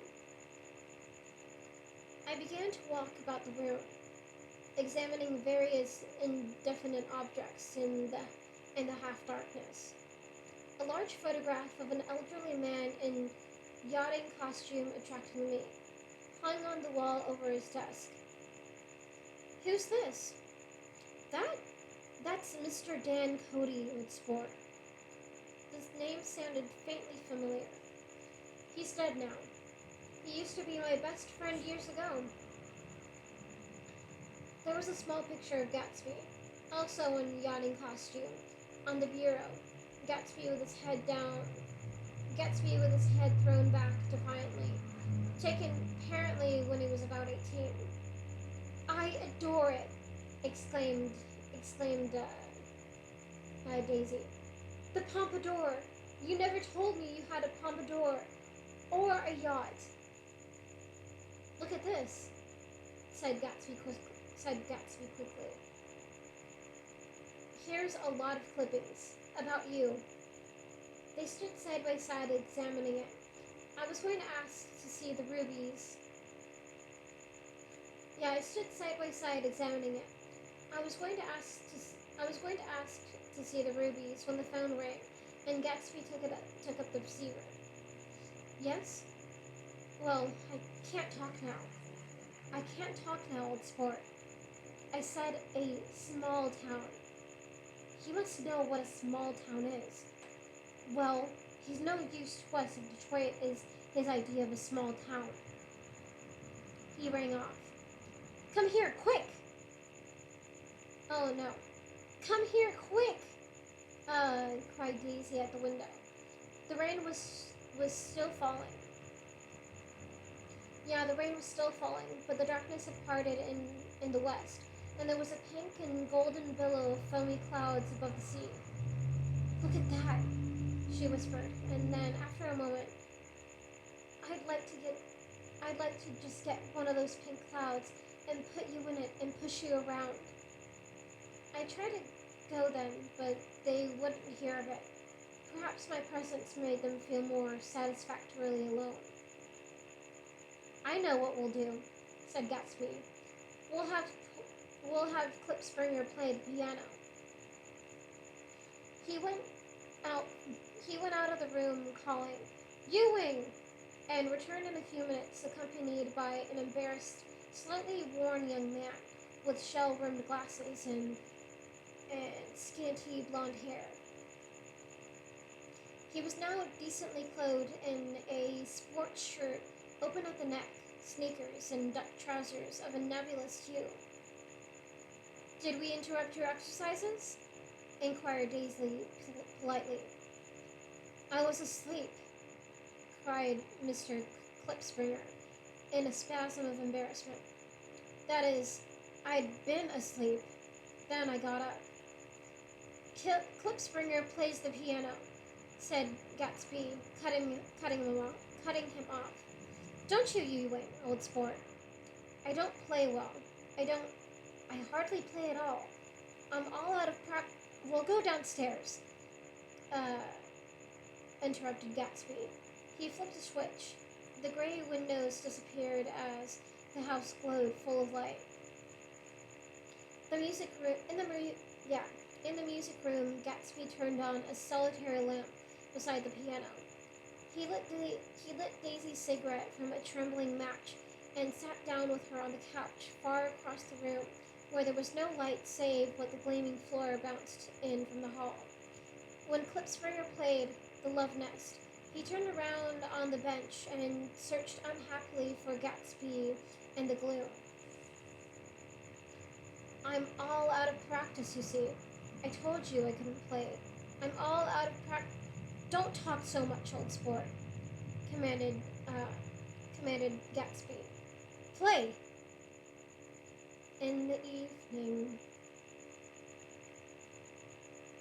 yeah. In the evening, in the morning, in the evening. We ain't got fun. Outside the wind was loud, and there was a faint flow of thunder along the sound. All the lights were going on in the west side now. The electric trains, men carrying yeah, the electric trains, men carrying, were plunging home through the rain from New York.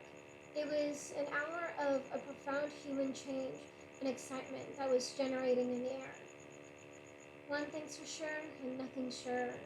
The rich get richer, and the poor get children. But in the meantime, in the between time, as I went over to say goodbye, I saw that the expression of bewilderment had come back into Gatsby's face, as though a faint doubt had occurred to him as to the quality of his present happiness. Almost 5 years.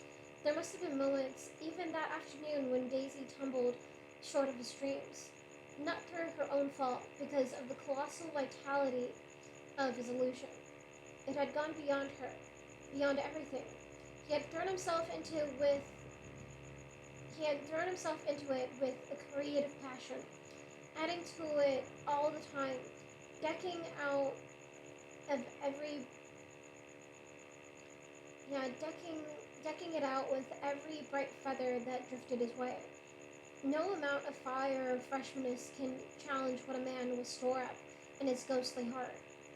As I watched him, he adjusted himself a little, visibly. His hand took hold of hers, and as she said something low in his ear, he turned toward her with a rush of emotion. I think that voice held him most. With its fluctuating, feverish warmth, because it couldn't be overdreamed. That voice was a deathless song. They had forgotten about me, but Daisy glanced up and held out her hand. Gatsby didn't know me now at all. I looked once more at them, and they looked back at me, remotely, possessed by intense life. Then I went out of the room and down the marble steps into the rain, leaving them there together. And that is the end of that chapter. Then we go to the next chapter. Okay, not that long. Well, it's long, but not that long. It'll take an hour. Okay, next chapter is called Chapter 6. Chapter 6, and yeah.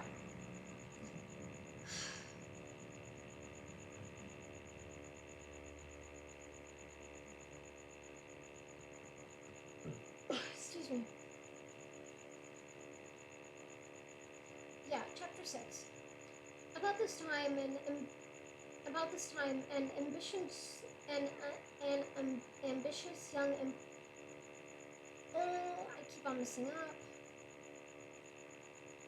Yeah, around this time, an ambitious young reporter from New York arrived one morning at Gatsby's house and asked him if he had anything to say. Anything to say about what? Inquired Gatsby politely. Why, any statement to get out.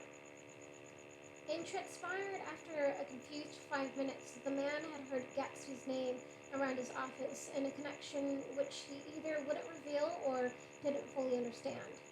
This was his day off, and with laudable initiative, he had hurried out to see.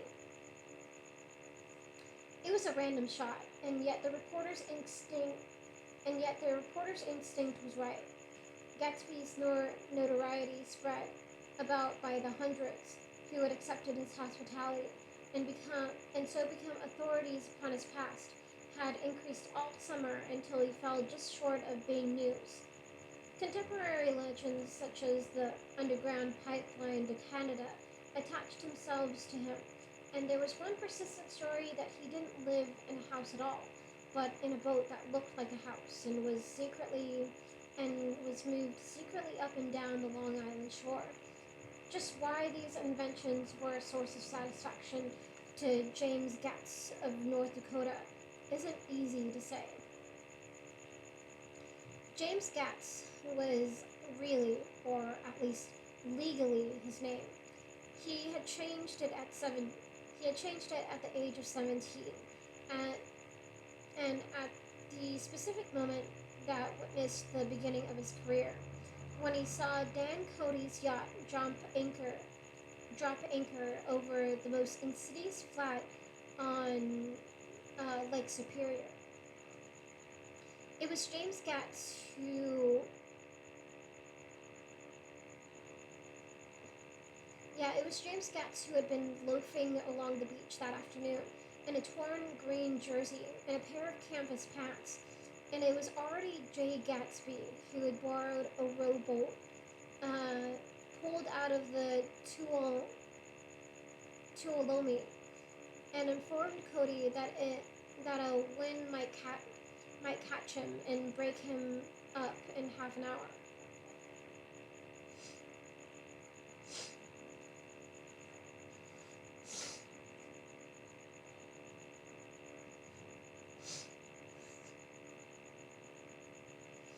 Sorry.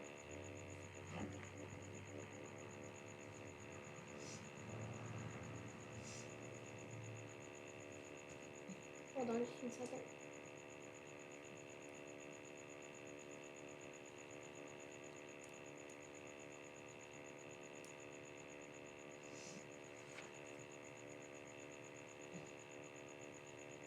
Um,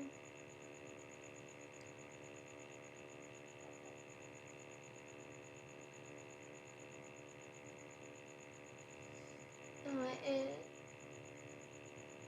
hold on.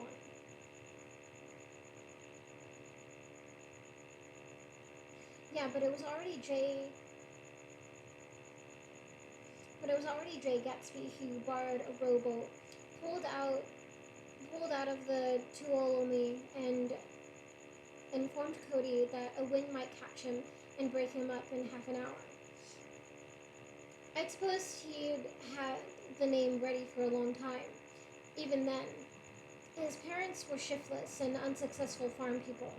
His imagination had never really accepted them as his parents at all.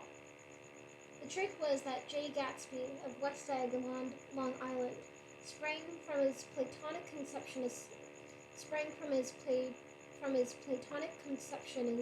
of himself. He was the son of God, as a phrase which, if it means anything, means just that. And he must be about his father's business, the service of a vast, vulgar, and meretricious beauty.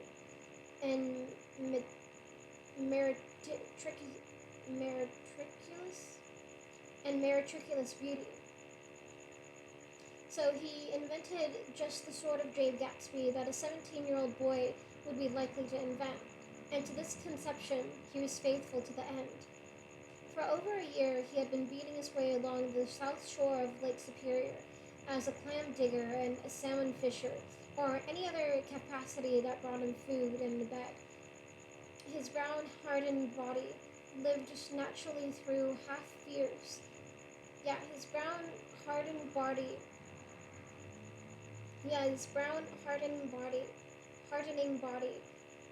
lived naturally through the half-fierce, half-lazy work of the bracing days. He knew women early, and since they spoiled him because he knew women early, and since they spoiled him, he became contemptuous of them, of young virgins because they were ignorant, of the others because they were hysterical about things which, in his overwhelming self-absorption, he took for granted. But his heart was in a constant turbulent riot. The most grotesque and fantastic conceits haunted him in his bed at night.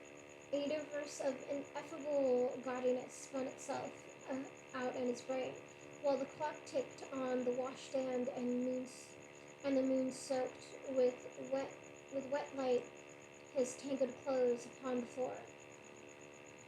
Each night he added to the pattern of his fancies until drowsiness closed down upon some vivid scene with an oblivious embrace.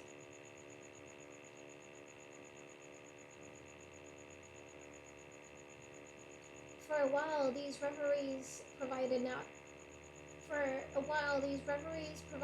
outlet for his imagination.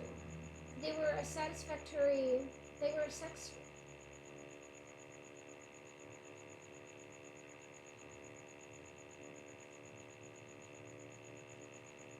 Sorry.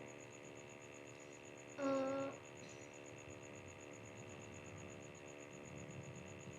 yeah, a universe of ineffable gaudiness spun itself out in his brain while the clock ticked on the washstand and the moon soaked with wet light his tangled clothes upon the floor.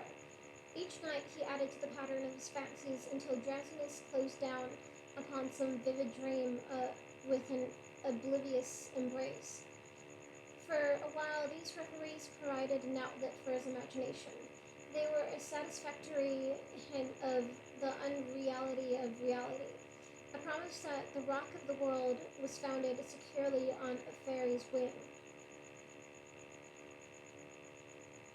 An instinct toward his future glory had led him, some months before, to the small Lutheran college of St. Olaf in southern Minnesota. He stayed there 2 days, dismayed at its ferocious indifference to the drums of his destiny, to destiny itself, and despising the janitor's work with which he was to pay his way through. When he drifted back to Lake Superior, and he was still searching for something to do on the day that Dan Cody's yacht dropped anchor in the shallow.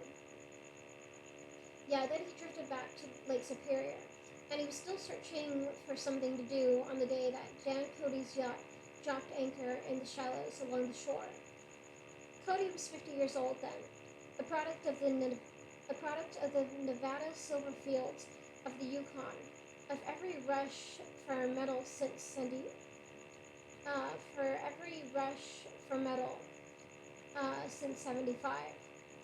The transactions in Montana copper that made him many times a millionaire found him physically robust and on the verge of soft-mindedness, and suspecting that an infinite number of women tried to separate him from his money. The none too savory ramifications by what?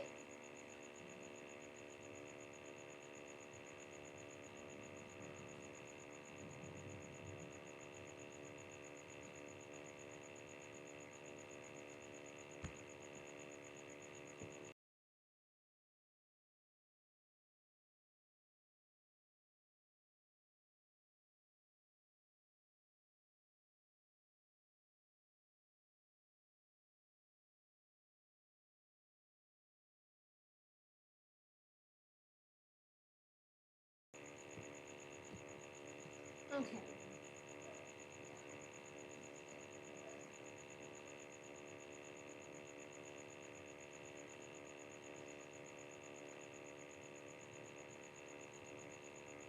Yeah, the transactions of Montana copper. Actually, no, wait. Yeah, the none too savory ramifications by which Ella Kay, the newspaper woman, played Madame de Maintenon to his weakness and sent him to the sea in a yacht were common knowledge to the turgid journalism of 1902. He had been coasting. Good night!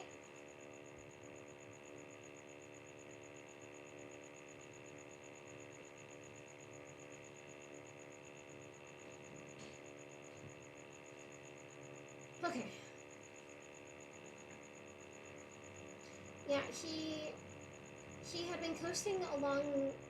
He had been coasting along all too hospitable shores for 5 years when he turned up as James Gatz, as James Gatz's destiny in Little Girl Bay. To young Gatz, resting on his oars and looking up at the railed deck, the yacht represented all the beauty and glamour in the world. I suppose he smiled at Cody. He had probably discovered that people liked him when he smiled. At any rate, Cody asked him a few questions. One of them elicited the brand new name, and found that he was quick and extravagantly ambitious. A few A few days later, he took him to Duluth and bought him a blue coat, 6 pair of white duck trousers, and a yachting cap. And when the Tuolumne left for the West Indies, and and and when the Tuolumne uh, left for the West Indies and the Barbary coast, Gatsby left too. He was employed in a vague personal capacity. While he remained with Cody, he was in turn steward, mate, skipper, secretary, and even jailer. For Dan Cody, sober, knew that lavish doings, Dan Cody drunk, might soon be about, and he provided for such contingencies by reposing more and more trust in Gatsby. The arrangement lasted 5 years, during which the boat went 3 times around the continent. It might have lasted indefinitely, except for the fact that Ella Kay had come on board one night in Boston, and a week later, Dan Cody inhospitably died. I remember the portrait of him in Gatsby's bedroom, a gray, florid man with a hard, empty face, the pioneer debauchee who, during one phase of American life, brought back to the eastern seaboard the savage violence of the frontier brothel and saloon.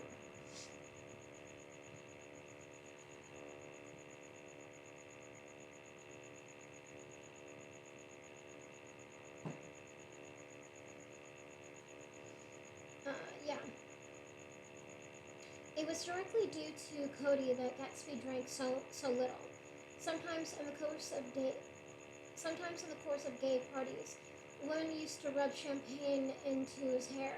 For himself, he formed the habit of letting liquor alone. And then it was from Cody that he inherited money, a legacy of $25,000. He didn't get it. He never understood the legal device. That was used against him, but what remained of the millions went intact to Ella Kay. He was left with a singularly appropriate education. The vague contour of J. Gatsby had filled out till the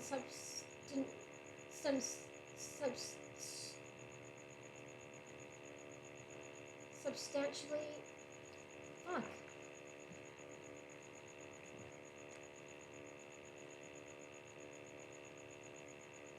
Substantiality.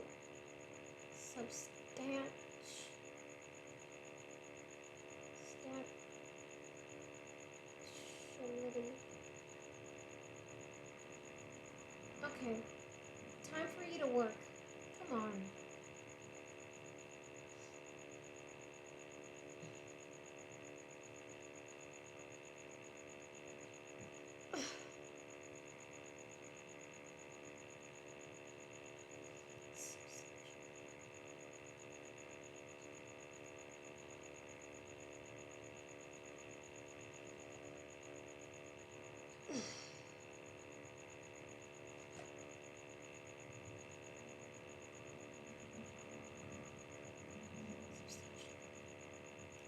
Substantiality? Okay. Yeah, the vague contour of J. Gatsby had filled out the substantiality of a man. He told me all this very much later, but I've put it down here with the idea of exploding those first wild rumors about his antecedents, which weren't even faintly true. Moreover, he told it to me at a time of confusion, when I had reached the point of believing everything and nothing about him. So I take advantage of this short halt, while Gatsby, so to speak, caught his breath to clear this set of misconceptions away. This was a halt, too, in my association with his affairs. For several weeks, I didn't see him or hear his voice on the phone. Mostly I was in New York, trotting around with Jordan and trying to ingratiate myself with her senile aunt. but finally I went over to his house one Sunday afternoon. I hadn't been there 2 minutes when somebody brought Tom Buchanan in for a drink. I was startled, naturally, but the really surprising thing was that it hadn't happened before. They were a party of three on horseback: Tom and a man named Sloane, and a pretty woman in a brown riding habit who had been there previously.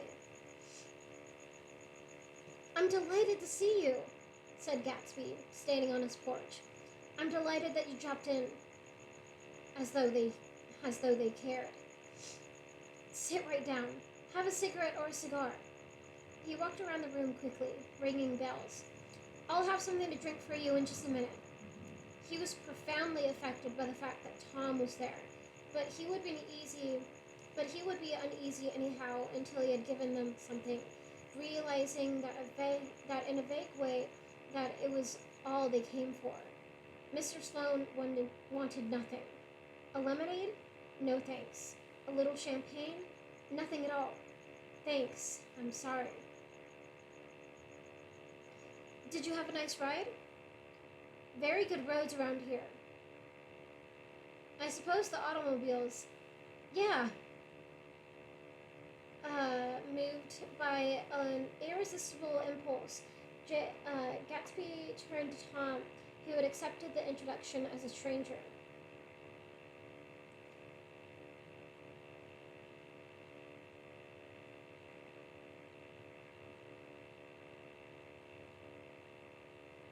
"I believe we've met somewhere before, Mr. Buchanan."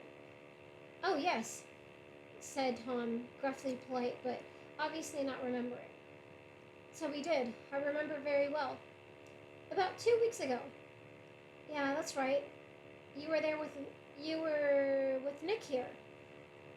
"I know your wife," continued Gatsby, almost aggressively. "That's so." Tom turned to me. You live near here, Nick?" "Next door." "That's so." Mr. Sloane didn't enter into the conversation, but lounged back haughtily in his chair. The woman said nothing either, until unexpectedly, after 2 highballs, she became cordial. "We'll all come over to your next party, Mr. Gatsby," she suggested. "What do you say?" "Certainly, I'd be delighted to have you." Be very nice, said Mr. Sloane, without gratitude. "Well, think I ought to be starting home." "Please don't hurry," Gatsby urged them. He had control of himself now, and he wanted to see more of Tom. Why don't you stay for supper? We wouldn't be surprised if some other people dropped in from New York." "No, I wouldn't be surprised if some other people dropped in from New York." "You come to supper with me?" said the lady enthusiastically.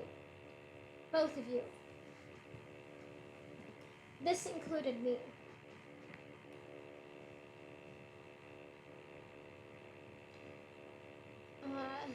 Mr. Sloane got to his feet. "Come along," he said, but only to her. "I mean it," she insisted. "I'd love to have you. Lots of room."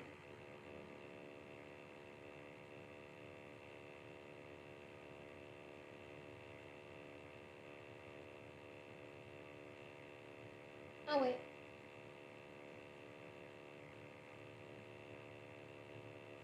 "Yeah, I mean it. I'd love to have you. Lots of room." Gatsby looked at me questioningly. He wanted to go, and he didn't see that Mr. Sloane had determined he shouldn't. "I'm afraid I won't be able to," I said. Hold on just 1 second. While I...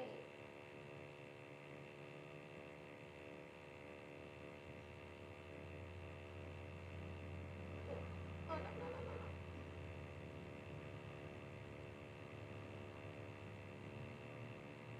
There we go.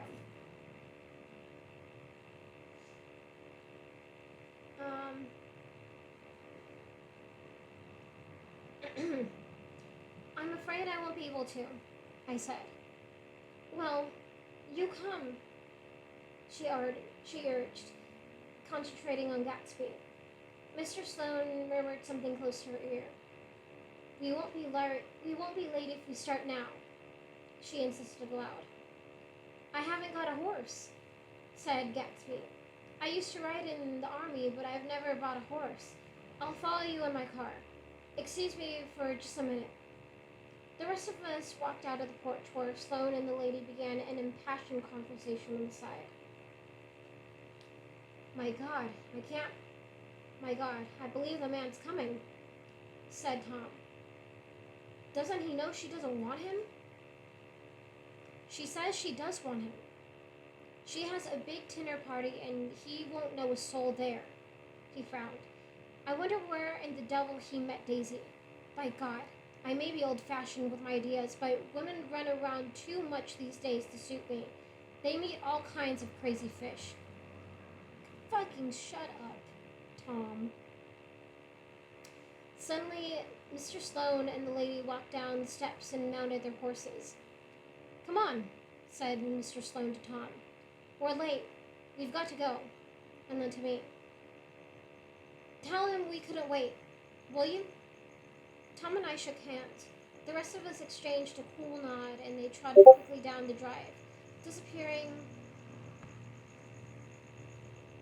How dare them? Yeah, as he meets with a married woman. Fucking hypocrite. But yeah. Tom and I shook hands. The rest of us exchanged a cool nod, and they trotted quickly down the drive, disappearing under the August foliage, just as Gatsby, with hat and light overcoat in hand, came out the door. Tom was evidently perturbed at Daisy's running around alone, and on the following Saturday night, he came with her to Gatsby's party. Perhaps his presence gave the evening its peculiar quality of oppressiveness. It stands out in my memory from Gatsby's other parties that summer. There were the same people, or at least the same sort of people, the same profusion of champagne, the same many-colored, many-keyed commotion, but I felt an unpleasantness in the air, a pervading harshness that hadn't been there before. Or perhaps I had merely grown used to it, grown to accept West Egg as a world complete in itself, with its own standards and its own great figures, second to nothing because it had no consciousness of being so. And now I was looking at it again, through Daisy's eyes. It was invariably saddening to look through new eyes that things upon which you have expended your own powers of adjustment. They arrived at twilight, and as we strolled out among the sparkling hundreds, Daisy's voice was playing numerous tricks in her throat. These things excite me so, she whispered. If you want to kiss me any time during the evening, Nick, just let me know, and I'll be glad to arrange it for you. Just mention my name, or present a green card. I'm giving out green. Look around, suggested Gatsby. I'm looking around. I'm having a marvelous... You must see the faces of many people you've heard about. Tom's arrogant eyes roamed the crowd. We don't go around very much, he said. In fact, I was just thinking I don't know a soul here.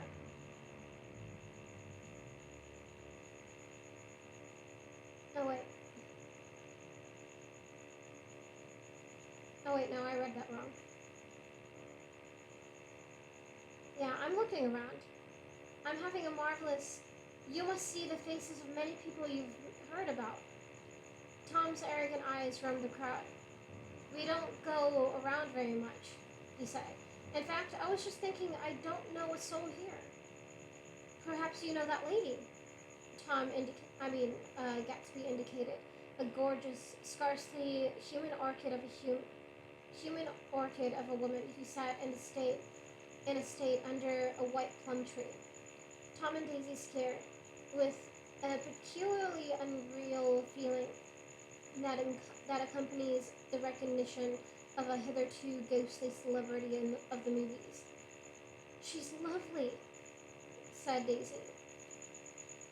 "The man bending over her is her director."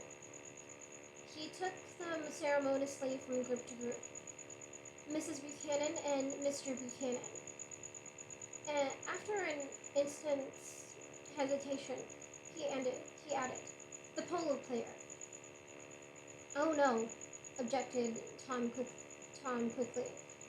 "Not me." But evidently the sound of it pleased Gatsby, for Tom remained the polo player for the rest of the evening. "I've never met so many celebrities," Daisy exclaimed. "I liked that man. What was his name? With the sort of blue nose." Gatsby identified him, adding that he was a small producer. "Well, I liked him anyhow." "I'd a little rather not be the polo player," said Tom pleasantly. "I'd rather look at all these famous people in oblivion." Daisy and Gatsby danced. I remember being surprised by his graceful, conservative foxtrot. I had never seen him dance before. Then they sauntered over to my house and sat on the steps for half an hour, while at her request I remained watchfully in the garden.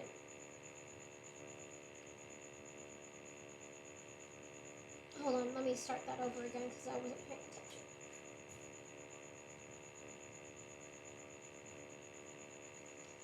Yeah. Then they sauntered over to my house and sat on the steps for half an hour, while at her request I remained watchfully at the garden. "In case there's a fire or a flood," she explained, "or any act of God." Tom appeared from his oblivion as we were sitting down to supper together. "Do you mind if I eat with some people over here?" he asked. "A fellow's getting off some funny stuff." "Go ahead," answered Daisy genially. "And if you want to take down any dresses, here's my little gold pencil." She looked around after a moment and told me the girl was common but pretty, and I knew that except for the half hour she'd been alone with Gatsby, she wasn't having a good time. We were at a particularly tipsy table. That was my fault. Gatsby had been called to the phone, and I enjoyed these same people only 2 weeks before. But what had amused me then turned septic on the air now. "How do you feel, Miss Bedecker?" The girl addressed was trying, unsuccessfully, to slump against my shoulder. At this inquiry, she sat up and opened her eyes. "What?" A massive and lethargic woman, who had been urging Daisy to play golf with her at the local club tomorrow, spoke up in Miss Bedecker's defense.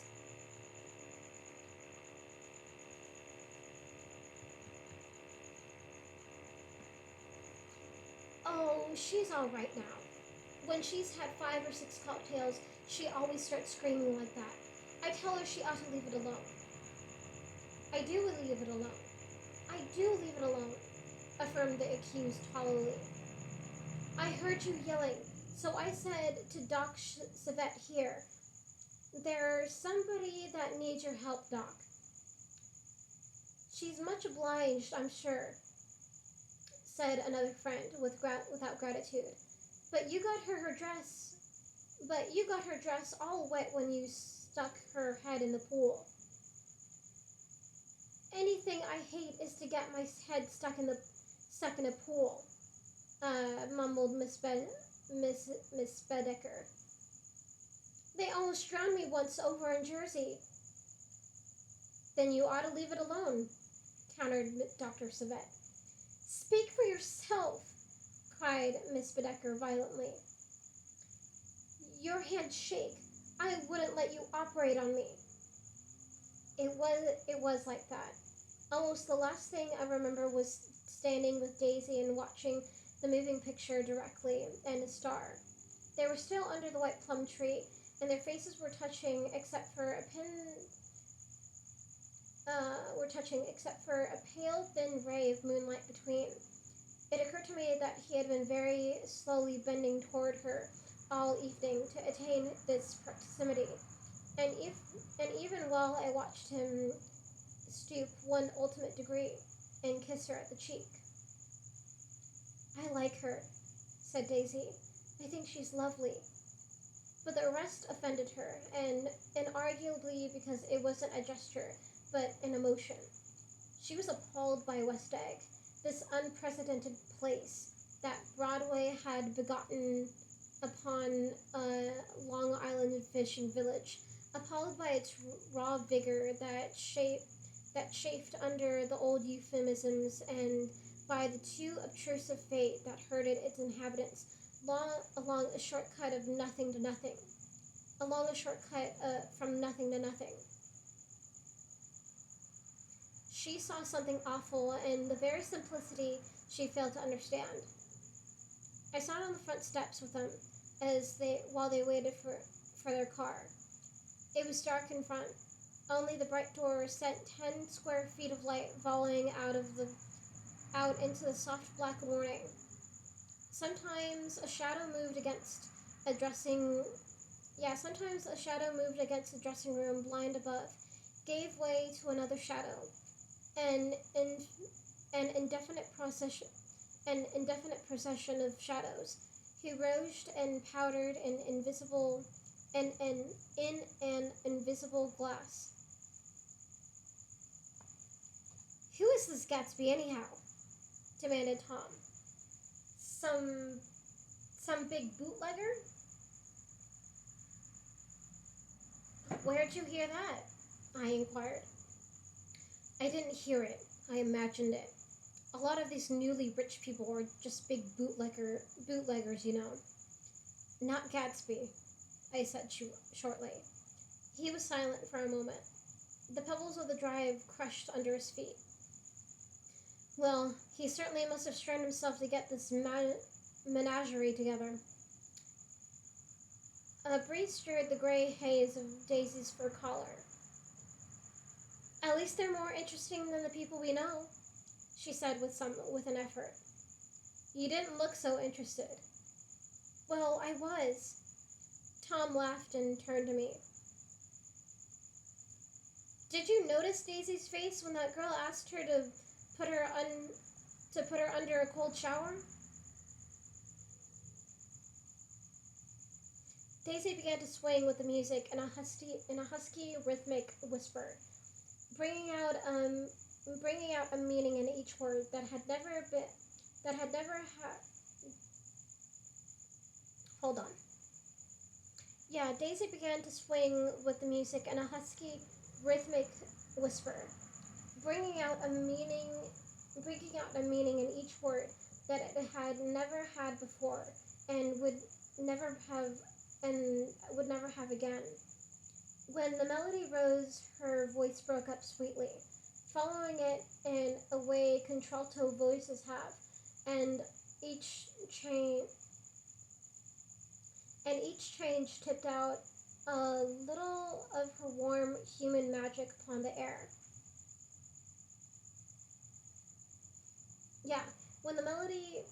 Let me say that again. I got lost. When the melody rose, her voice. God, the fucking commas. Please put commas in this. Yeah, when the melody rose, her voice broke up sweetly, following it in a way contralto voices have, and each change tipped out a little of her warm human magic upon the air. Lots of people come who haven't been invited. She said suddenly. That girl hadn't been invited. They simply forced their way in, and he's too polite to object. "I'd like to know who he is and what he does," insisted Tom. and I think I'll make a point of finding out.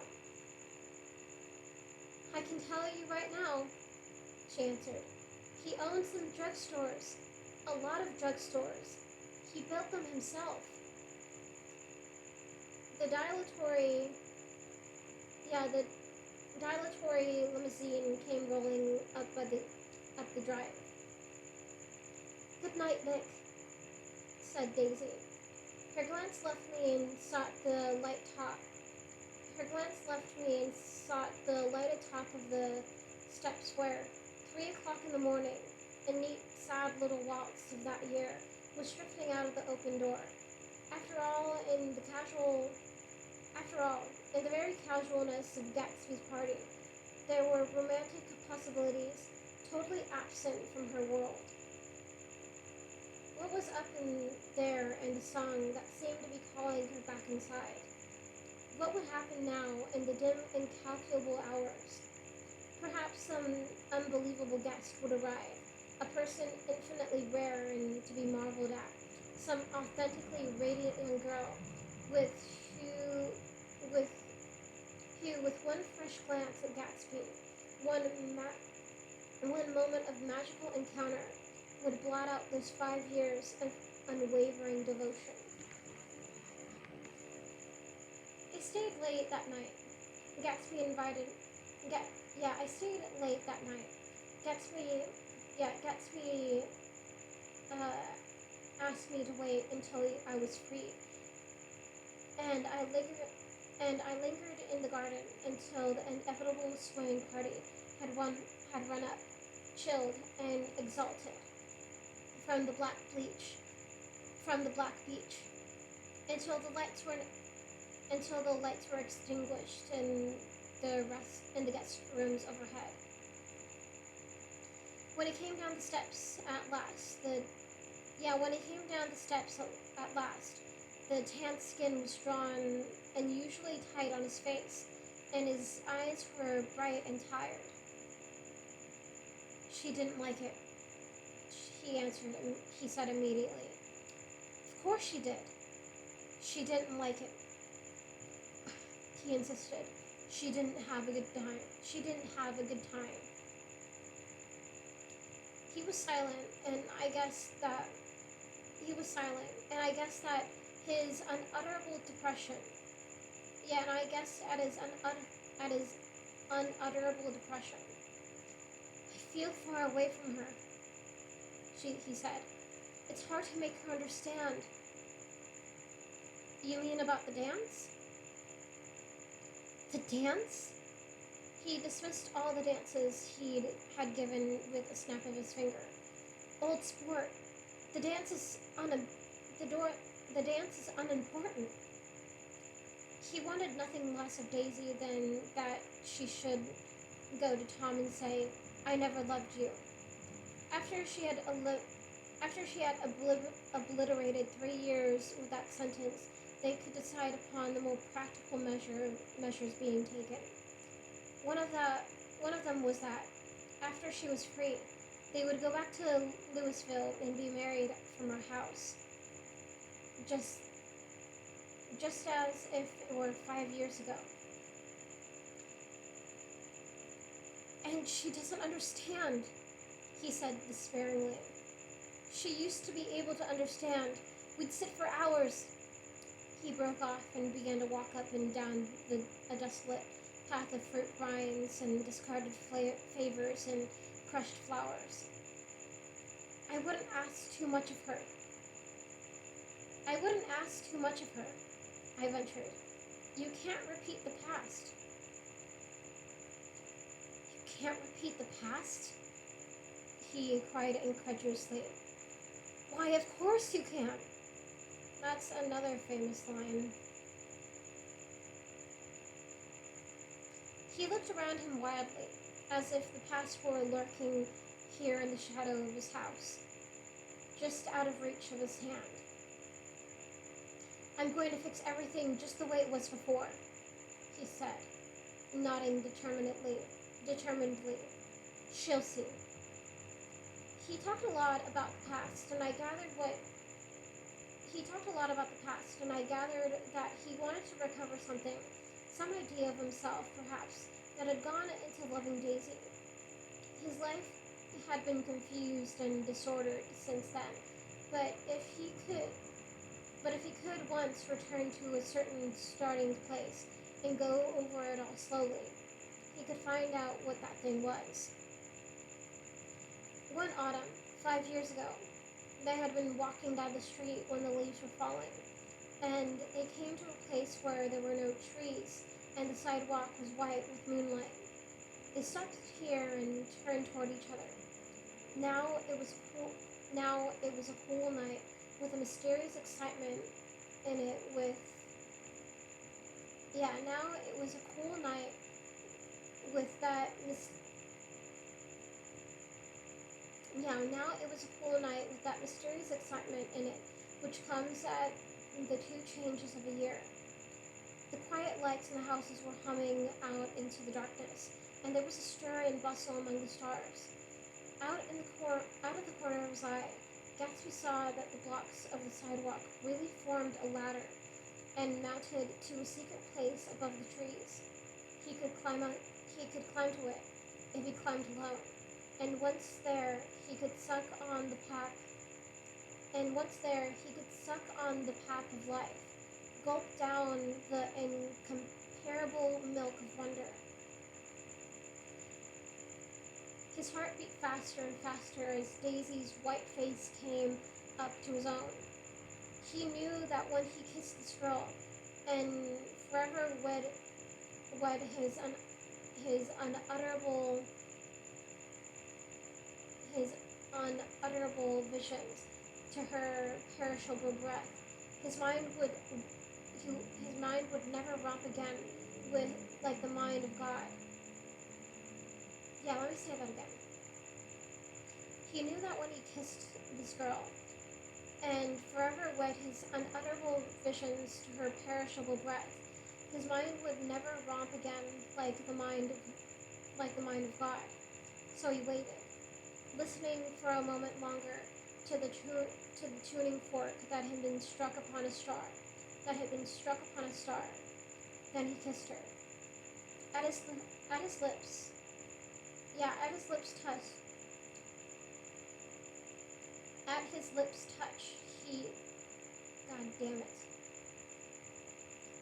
lips touch, she blossomed for him like a flower, and the incarnation was complete. I think that's another famous line, that she blossomed for him. I remember that. Yeah, she blossomed for him like a flower, and the incarnation was complete. Through all he said, even through his appalling sentimentality, I was reminded of something, an elusive rhythm, a fragment of lost words that I had heard somewhere a long time ago. For a moment, a phrase tried to take shape in my mouth, and my lips parted like a dumb man's, as though there was more struggling upon them than a wisp of startled air. But they made no sound, and what I had almost remembered was incommunicable forever. And that is the end of that chapter. Thank you so much for listening. Oh, that was a ride. God, this book is long. Okay, but yes, I will see you.